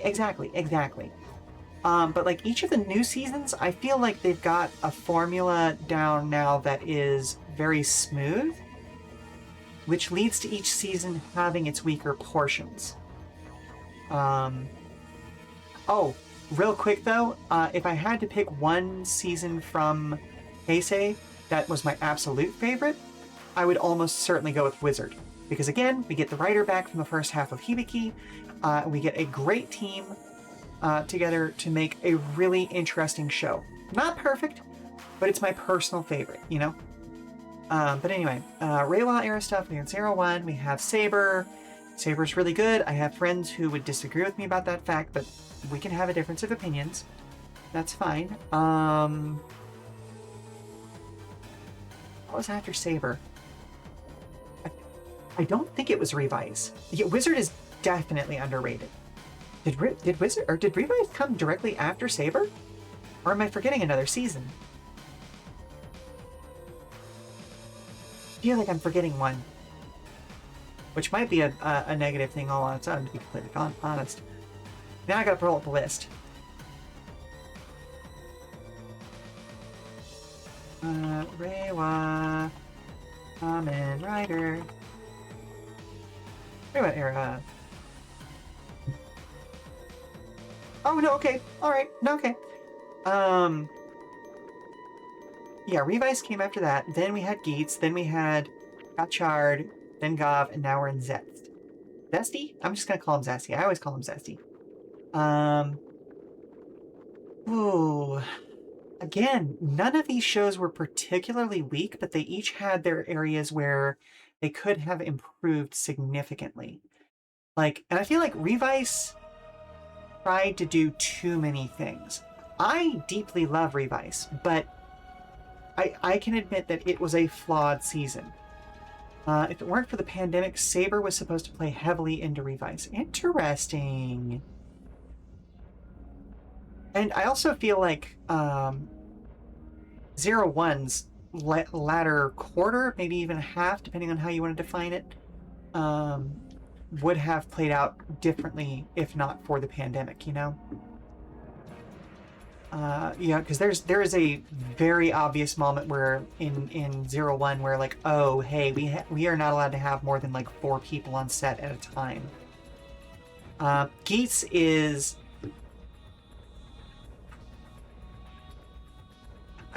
the girl swordsman in Saber was supposed to be a mentor to the girl riders in Revise. Interesting.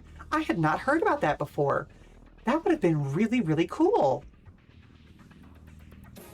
Oh, that would have been... Oh, that would have changed so much. But no, I was going to say, I don't... Geats is going to hold a special place with me forever because it introduced a driver that literally anyone on the planet could get at any time, you know? And that is really fucking cool. Like, from a cosplay perspective, you can just wear a Desire driver and your normal street clothes and be part of the DGP, you know? Like, that's amazing. Like, being able to go to conventions as, like, a DGP member and not even having to be like, oh, I am this character. It's like, no, I just got pulled into the DGP. Here's my ID core, and here are the upgrades that I get to use. Fucking cool. Like, that's awesome. And honestly, I don't think any other writer has really done that before. It's always been like a singular device. So that's really cool, you know? Gotchard got close, but I feel like Gotchard was in the same space as Forze, and Forze did it better. Does that make sense? That's not to say Gotchard was bad, because obviously there's a lot more interesting characters going on in Gotchard and a lot more writers, giving female writers more opportunities. But I feel like it could have edged out Forze for the school drama aspect if they had given the female writers more opportunities. Like, for instance, I still don't have the first... It's not the Pegasus driver. Where'd it go? The, oh god, I'm terrible with names, so forgive me for, like, just completely beefing it on characters' names. The Majid driver, what's it actually called?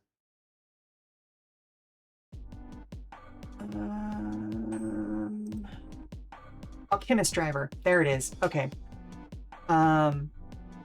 Like, for whatever reason, I got the, like, Super, or like the Twilight Magic Driver before I got the original Magic Driver. For whatever reason, they still have not shipped that out. I don't know why. But yeah, that's the whole thing. What was the other part of this? Oh, I will say, however, Gotchard gave me my favorite character of the Reiwa series so far, which is Kamen Rider Legend. My boy is just so good. Like, he's adorable. He is pompous without being stuck up and without being a dick, which is really hard to manage. Plus, he's just so shiny. Like, I hate to be a little bit of a stereotypical goblin about this, but like, oh my goodness, is his costume glorious? You know? Yeah. Oh my goodness. So yeah, that's my Legend. Legend is a fun character. Exactly. Like it's such a great way of passing the torch from Decade on down to ZO and then down to Legend. You know? Yeah, he's fun. He's fun. He's pompous enough that he causes problems in some social situations, but also then feels bad about that. And is very, like, tries to be a better person by the end of the episode, you know? And that's a really fun inversion of that pompous, rich character archetype that we commonly see in these sorts of shows. Like, he is a good guy. He was raised to know that he's upper class, you know? But anyway, I should probably do a little bit of work on this. Okay, so let's take a look at... as you were coming in, I was talking about the fact that because we're using the Massive Press license, that gives us a little more freedom to look at Lancer for our text and for how that system does things when working on parts of ProtoDrive. So right now we're looking at iterative world building. Lancer's version of this involves a lot of interstellar travel, so that may or may not be as useful to us as I wish it was. For instance, they've got a D20's worth of world types. I don't know if I'm going to be able to fill that much out.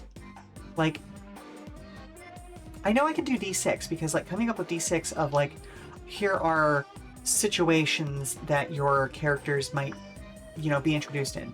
Are we going to play a game where, you know, we're in a lush verdant area? Are we going to play a game that we are in a barren area? Are we going to play a game in a very, very urbanized area? Are we playing a game out in the country? All of these things are important to know, but I don't know if that translates to a full 20 choices, you know? Plus, like I said, Lancer is playing with interstellar travel, and so, you know, actually coming up with hugely wide varieties of environments, up to and including space, is more valuable for them than it is for us. Okay, this section serves two purposes. The first is a simple generator. I could do... Okay, if I feel confident that I could hit 10 choices, which is... You can just do that as a d20 divided by 2 kind of scenario.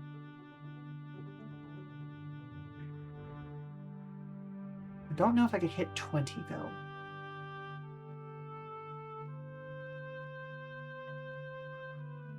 Oh. So let's take a look.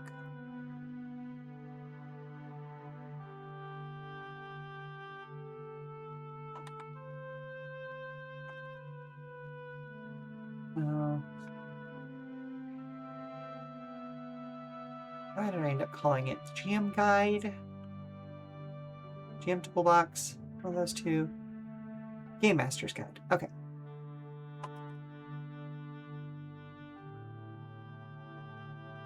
There's two purposes.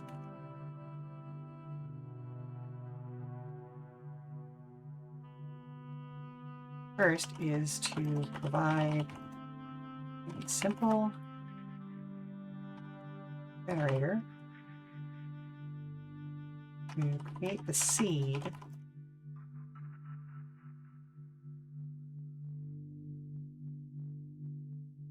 of the world in which campaign will take place.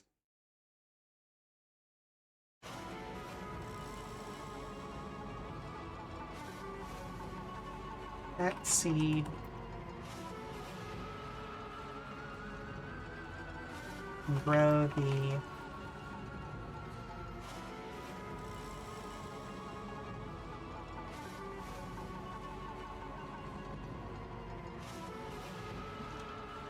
from that seed.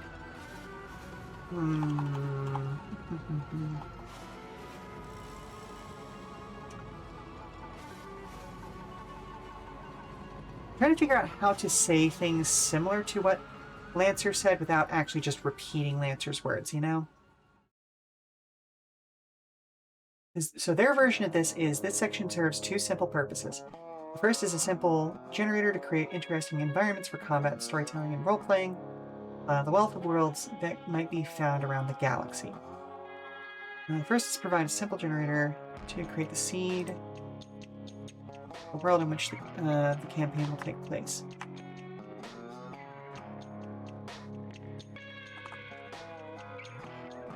This helps to inform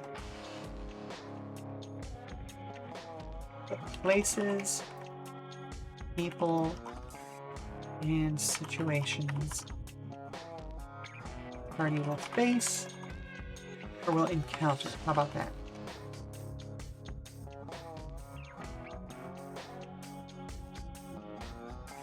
As they roleplay through their characters, through their drivers' lives,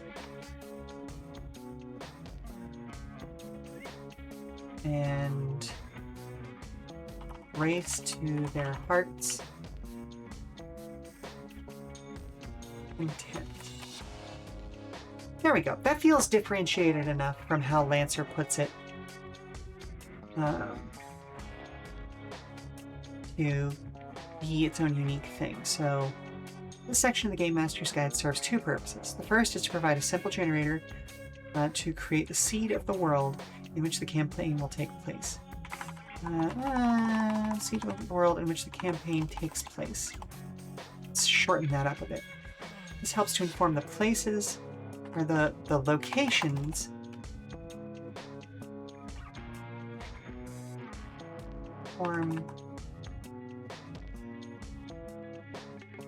the locations, people,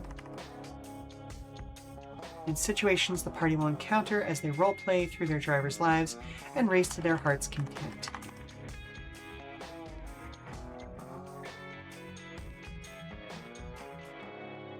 To get started,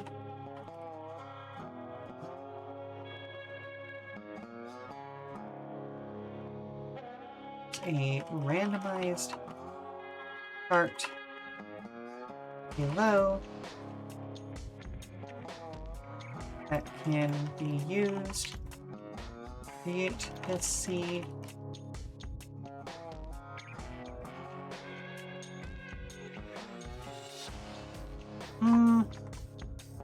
Now, I don't feel like I need to say that. Like, Lancer follows that section up with, you can roll 1d20 on any of these tables to create interesting, dangerous, or unique planets, locales, or environments. Ooh, but I do like... Ooh, they've got, like, 4 tables now? 5, maybe? Yeah, they've got 4 tables here. Okay.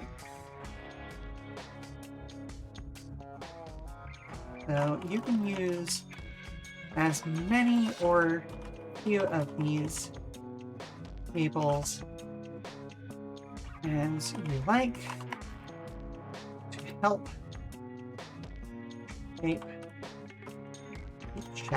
shape your world. There we go. because the way that tables are used is already pretty fairly explained earlier on in the book, so I don't feel like I need to say like, oh, you can roll a d20, and I might not stick to a d20 on every table, in fact. You can use as many or as few of these tables as you like to shape your world. Or to help shape your world. Okay, good. Oh, what is this? This is... Sunless Sea, I think? Yeah, this is the Sunless Sea soundtrack. This is one of those songs that I wish y'all could see me dance to, because, like, it does always make me move my body, you know?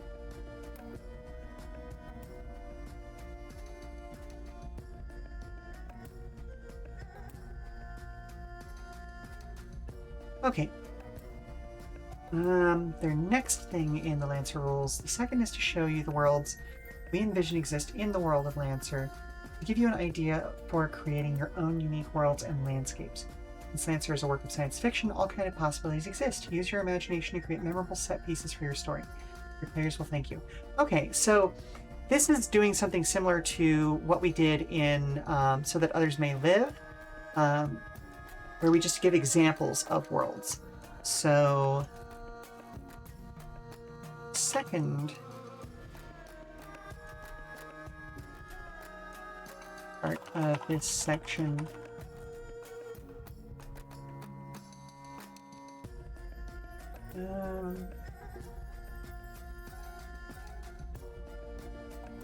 goes off examples of worlds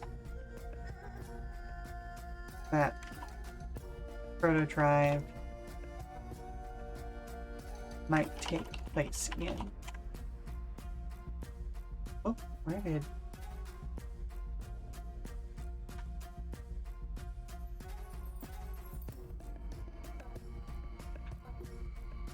What else do I need to add to that?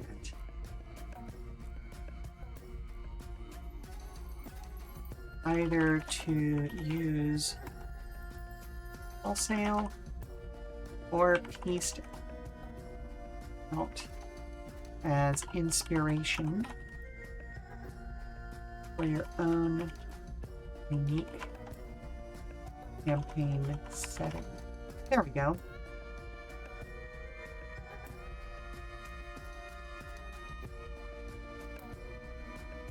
I do think I'm going to steal the sentence, since ProtoDrive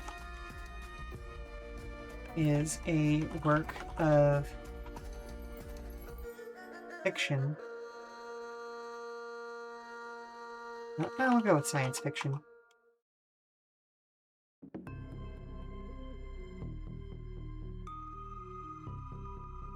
All kinds of possibilities exist. It's just a very, very, very specific and like well-written way of saying that. Arguably, ProtoDrive is science fiction. It is kind of like 5 minutes into the future in the standard setting in my brain, but you know, it is still science fiction because we exist in a world where all cars have cross-compatible parts. We aren't worried about pollution or global warming. There isn't war, all that kind of fun stuff. So very, very much science fiction, unfortunately.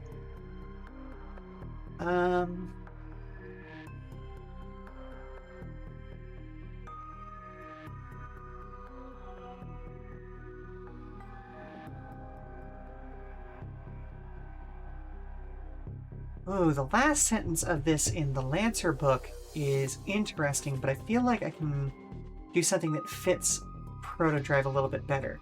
So in Lancer, it's use your imagination to create memorable set pieces for your story. Your players will thank you. Well, maybe not. Maybe that is exactly what I want to say.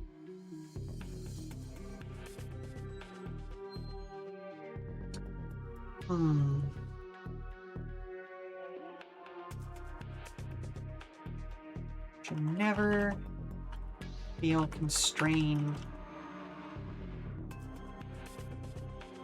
by worlds presented in this book. So even if you do use one, feel free to reshape it for the benefit of your players.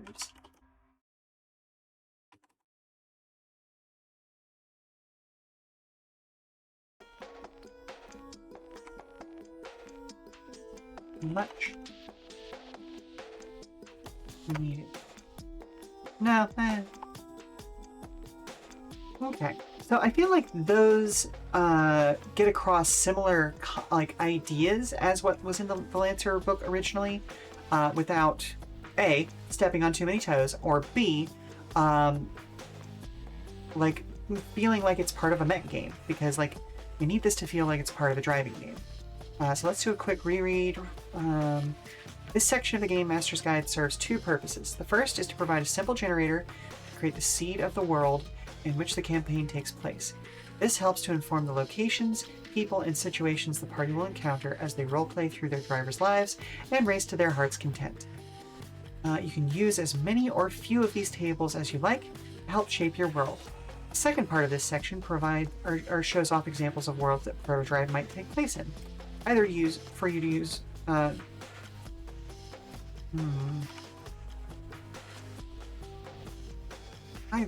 wholesale or piece out.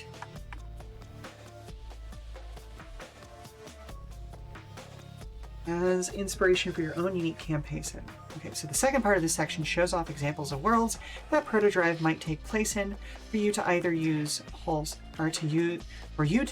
either wholesale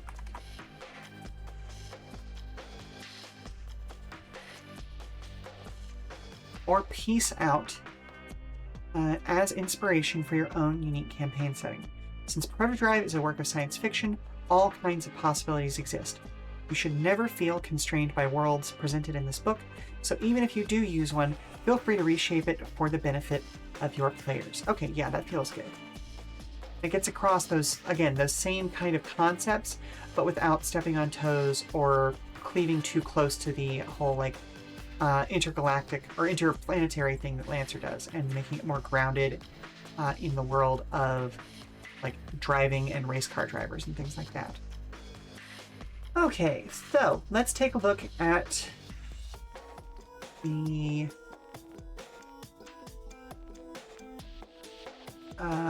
tables that they use. Okay, we've got, like I said, 4 tables. We've got world types, we've got defining natural features. That's nice. I like that one. Defining anthropocentric feature. So meaning like what's the important thing about this location?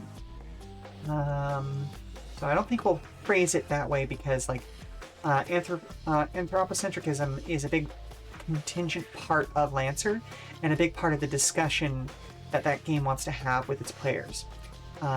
Basically is just the idea of like, hey, are we really the most important things out here? Which is an important, huge decision to make, or and like discussion to have, but it's a bigger scale than what ProtoDrive is trying to do. Where ProtoDrive is more about interpersonal drama rather than galactic politics. And then environments. Okay, that makes sense. Hey, Mom, hello? Look at this cool animal I found. Well, that's an adorable little, what is it, Can sweetie? I keep it? No. We have to take that back outside. Hold on to it. Tell me about it in just a second. All right, folks. I'm going to go deal with that. We've got a commercial break coming up soon anyway. So I am going to send us to a 5-minute break. We'll be back after that. So stand up, stretch, do all that good stuff. We will be back very soon. And I'll, I guess, start getting to work on these tables. Alrighty. We've made really good progress the last couple of streams. Wow. Okay, so what you got there, and where are we taking it back to?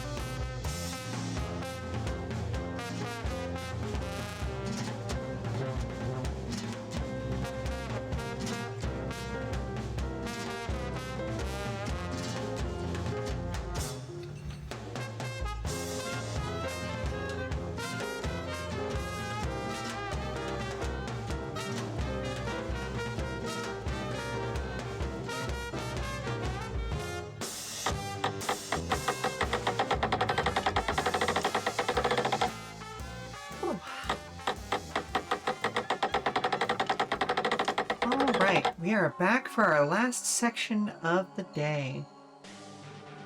Again, don't know how much further we're going to go today, but at the very least I'm going to start setting up these tables.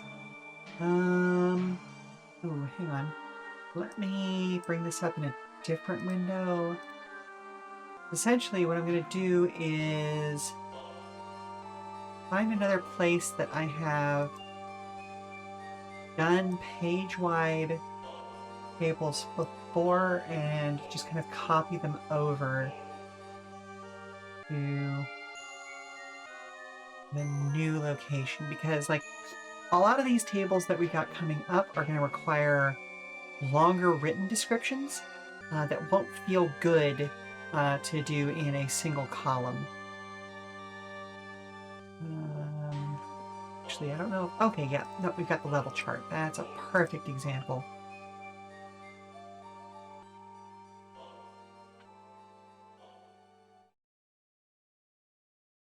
And I'll move that window back over here.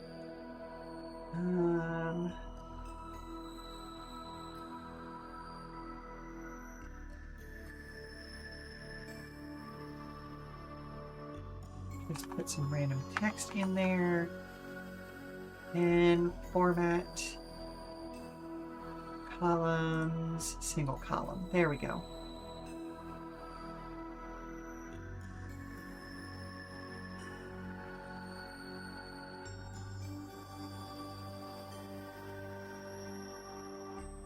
What I am going to do, however, is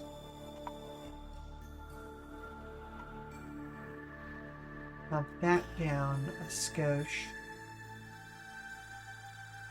Oh, it's got... hang on.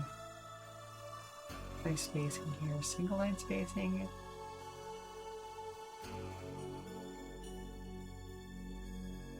Trying to get this line to line up without interrupting that. And I guess I could make that a single column thing, but...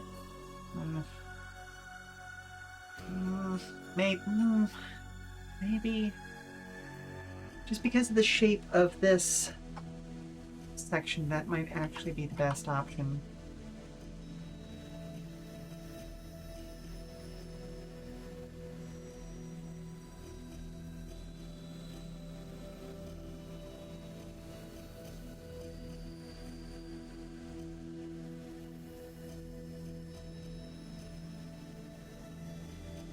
Can I do that? I can do that. Okay.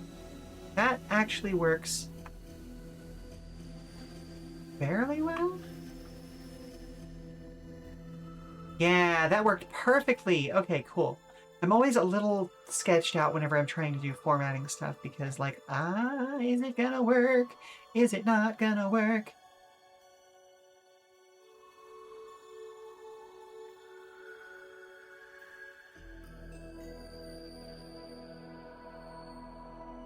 Okay, so now we have our single section here. Excellent. And what I can do is bump that down and then finally paste that. There we go.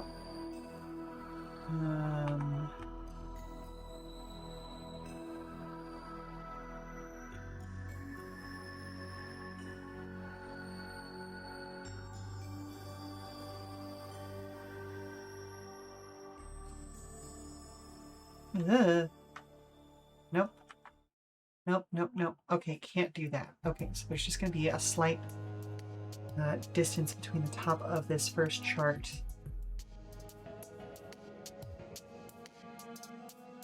Okay, that's fine. I actually like that a little bit better than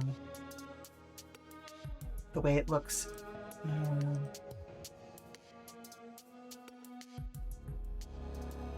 Let's try one more thing, though.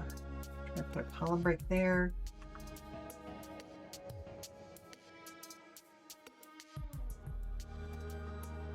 Got that there. Yeah, there we go. That snugs that up nicely, leaves a normal gap between it instead of a weird two-line gap. There we go. Okay, so this doesn't need to be a level chart.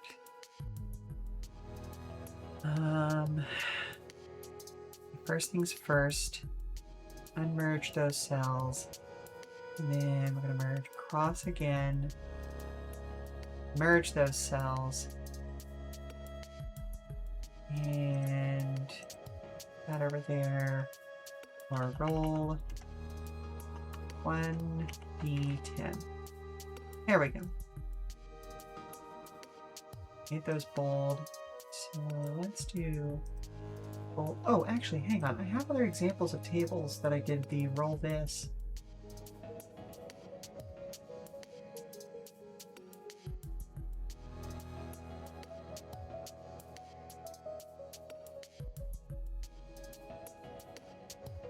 Let's check that. So that is that color. Well, let's alter this. No, not highlight. There we go. Change that to that. As we won't need this row. And then we can put this as like a gray, I think. Yeah, that's how we've done that so far.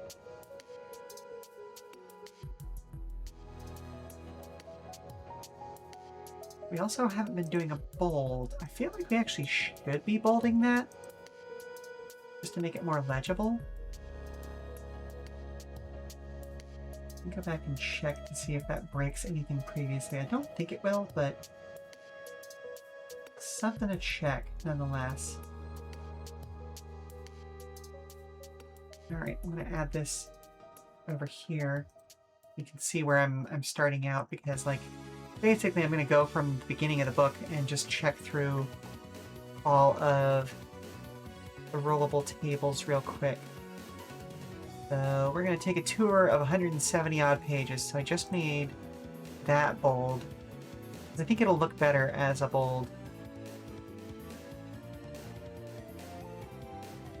Versus the skinny mini right there. Just doesn't pop, you know? Bold that. Bold that.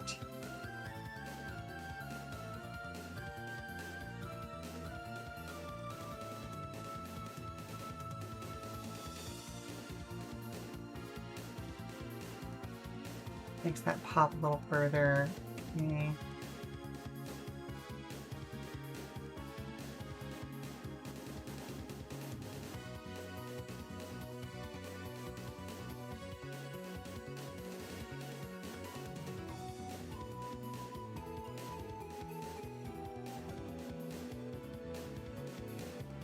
Oh, no, hang on a second. This needs to be adjusted.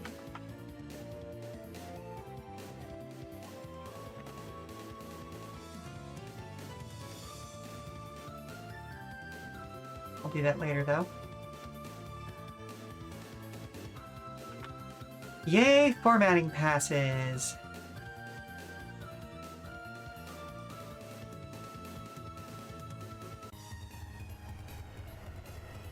I think the answer on this one was no, because I wanted to put the type of progress clocks in front of everybody and leave it in the player section.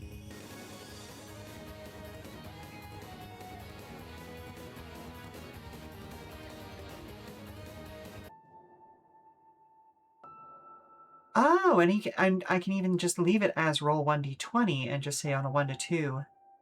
And that's still... Yeah, ignore.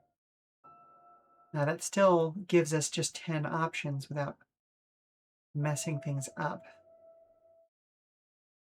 Oh, wait a minute. Did I fuck up my quick... No, okay, this is just the downtime actions. Okay, so... Don't know why that's hanging out on the next page. We'll get it figured out later, though.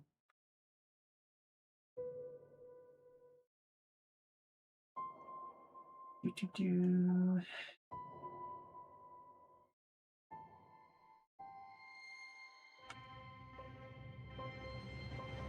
Oh!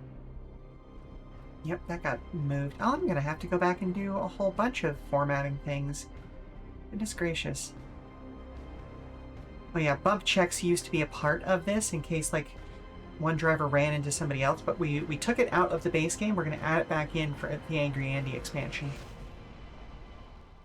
Because that makes more sense, like, where we reintroduce combat, you know? Reactions, floret, all of that. Corner modifiers.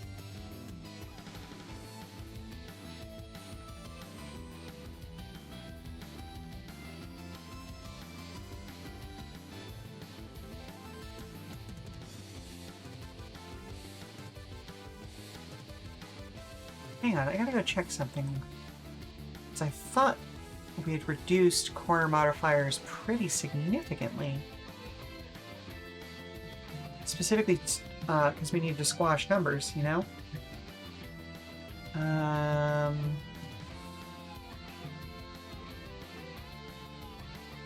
ProtoDrive, tiles.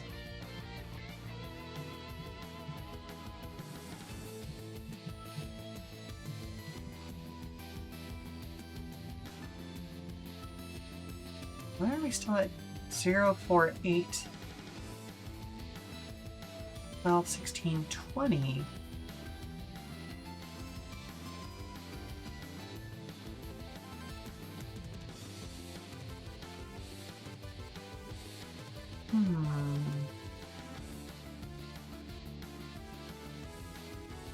I need to go back and check these. Because these numbers seem higher than...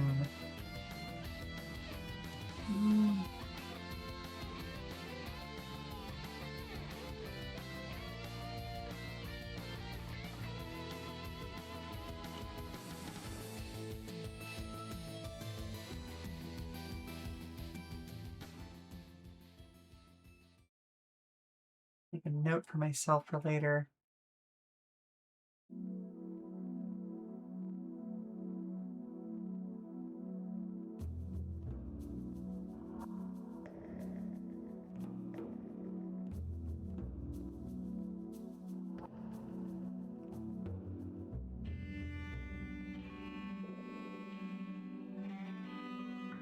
Like that. Back to our actual task.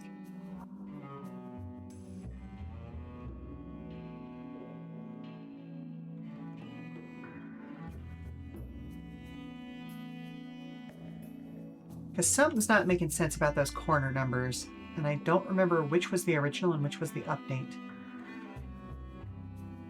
Makes it difficult to actually double check.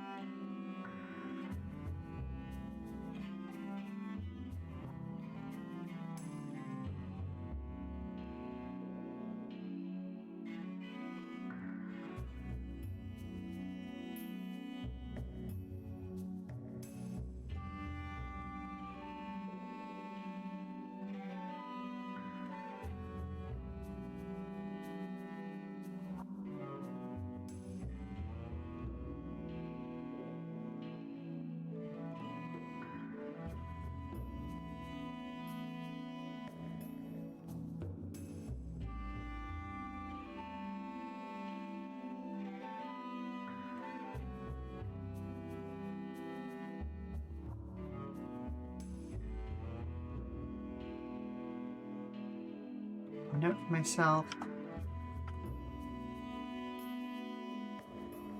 That reminds me, I need to bug Will to see what his progress is looking like on this.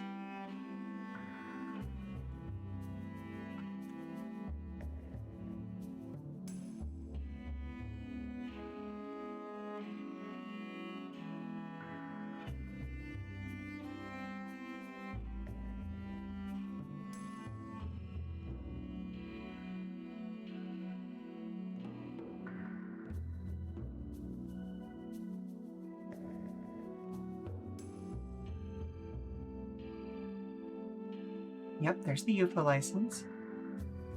And you have DeFalco Engineering, so why do we have an empty page here?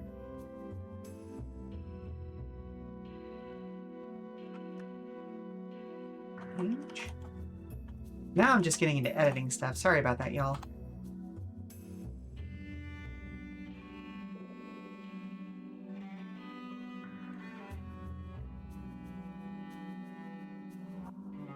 Not the most interesting part of this, but, you know, this is something that needs to be done.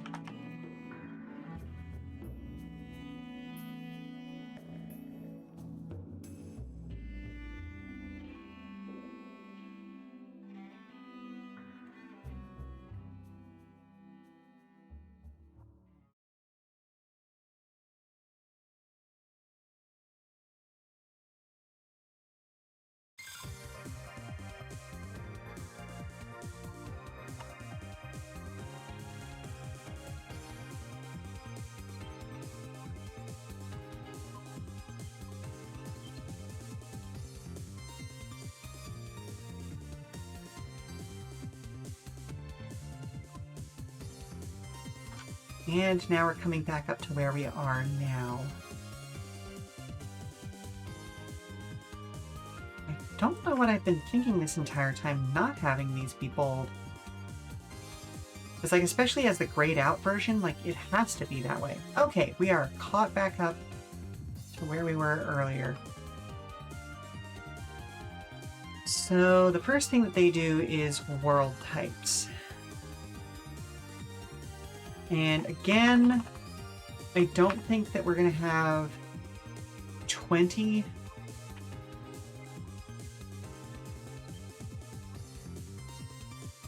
Get rid of those.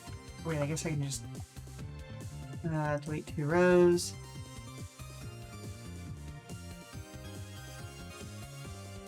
Oh, hey, actually I can delete that row as well. So 1 to 2. 3 to 4, 5 to 6, 7 to 8, 9 to 10, 11 to 12, 13 to 14, 15 to 16, 17 to 18, nope, 18, not 28, and 19 to 20.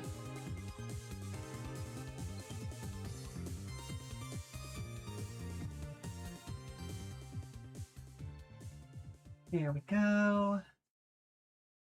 And then realistically, each row after this, do I not have just a big old merge button up there? I thought I did. Oh well. Oh, table options, that's what. No? Huh. No, I guess I'll just merge. Although I should get rid of the data first. So zoop, and then merge. Actually, you know what? Let's just get rid of all of that at once. Make it easier to just select and merge. Select. Merge. Sir. Use. Merge. Merge. There we go.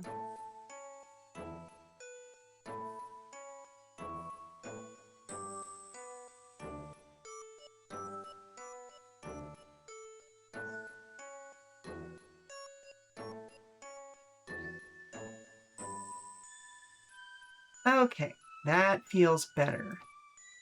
Now we're going to copy this table and up, 2, 4. 1, 2, 3, 4. Yep, okay. So their first table is world types, which definitely a thing we can do. I like defining natural features. Defining natural feature. Yeah.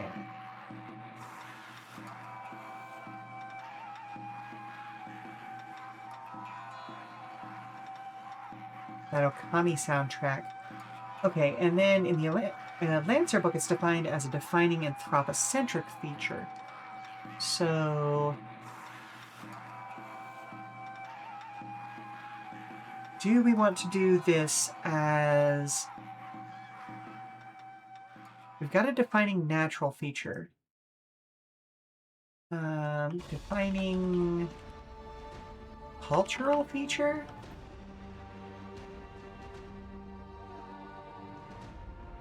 Or do we want to do it as a... The social feature doesn't feel correct. Huh.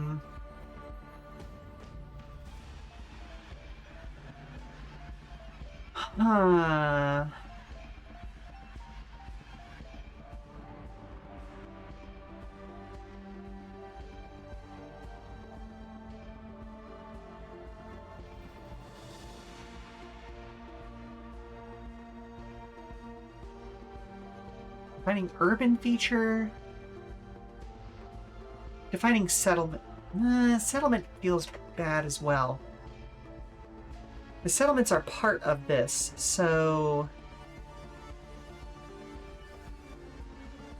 Defining constructed feature.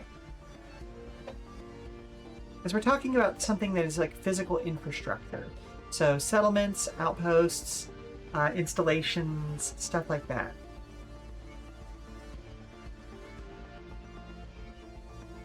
Like military bases, civic... Ooh! Defining civic feature. There we go. And then environment.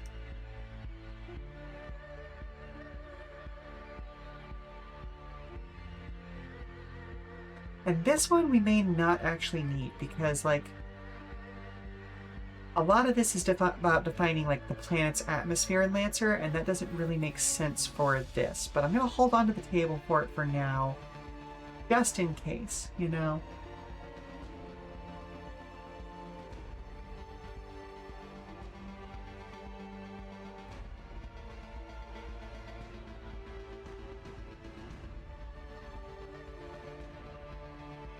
Because who knows? Maybe someone might enjoy the idea of their campaign being on a water world, where like all of the roadways are kind of constructed between floating islands, and so you know that's a whole thing. Okay. Let's see. I've only got 20 minutes until the next forced commercial break, and I don't think I'm going to be able to get through an entire chart in that time. So I think what I'm going to do is I'm going to close up for now and find a place to send you all off to. Just because that feels right, you know? I don't want to get partway through this and then have to pick it back up the next time. So let's head back over to the Just Chatting screen, and I'll find a place to send you all off to.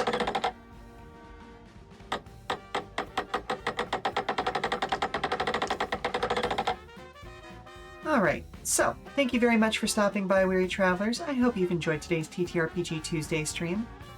We made a hell of a lot of progress. We got through 3 different special challenge types and began the next section of the GM section of the book. I'll be back this Friday, September 26th, to continue the Final Fantasy XIV's main story quest. For more information about future streams, keep an eye on our Blue Sky at Come and Go Tavern, where you can find announcements and daily check-ins from the Come and Go. I've been your hostess, Sheela Ornthalis, and if you need to prop your feet up for a little while longer, we've got some more entertainment coming up soon via a raid. So let's check out who is online right now. Oh, hey, Captain Hurricane's online, playing Sonic Racing Crossworlds. Very neat. So yeah, let's go ahead and raid on over to them. Yeah, absolutely. Yeah. Okay, so, say hi to Captain Hurricane when you get over there. I will see you next time. So, ta-ta for now. Bye. Bye, bye, bye, bye. Mwah, bye. Bye, bye, bye.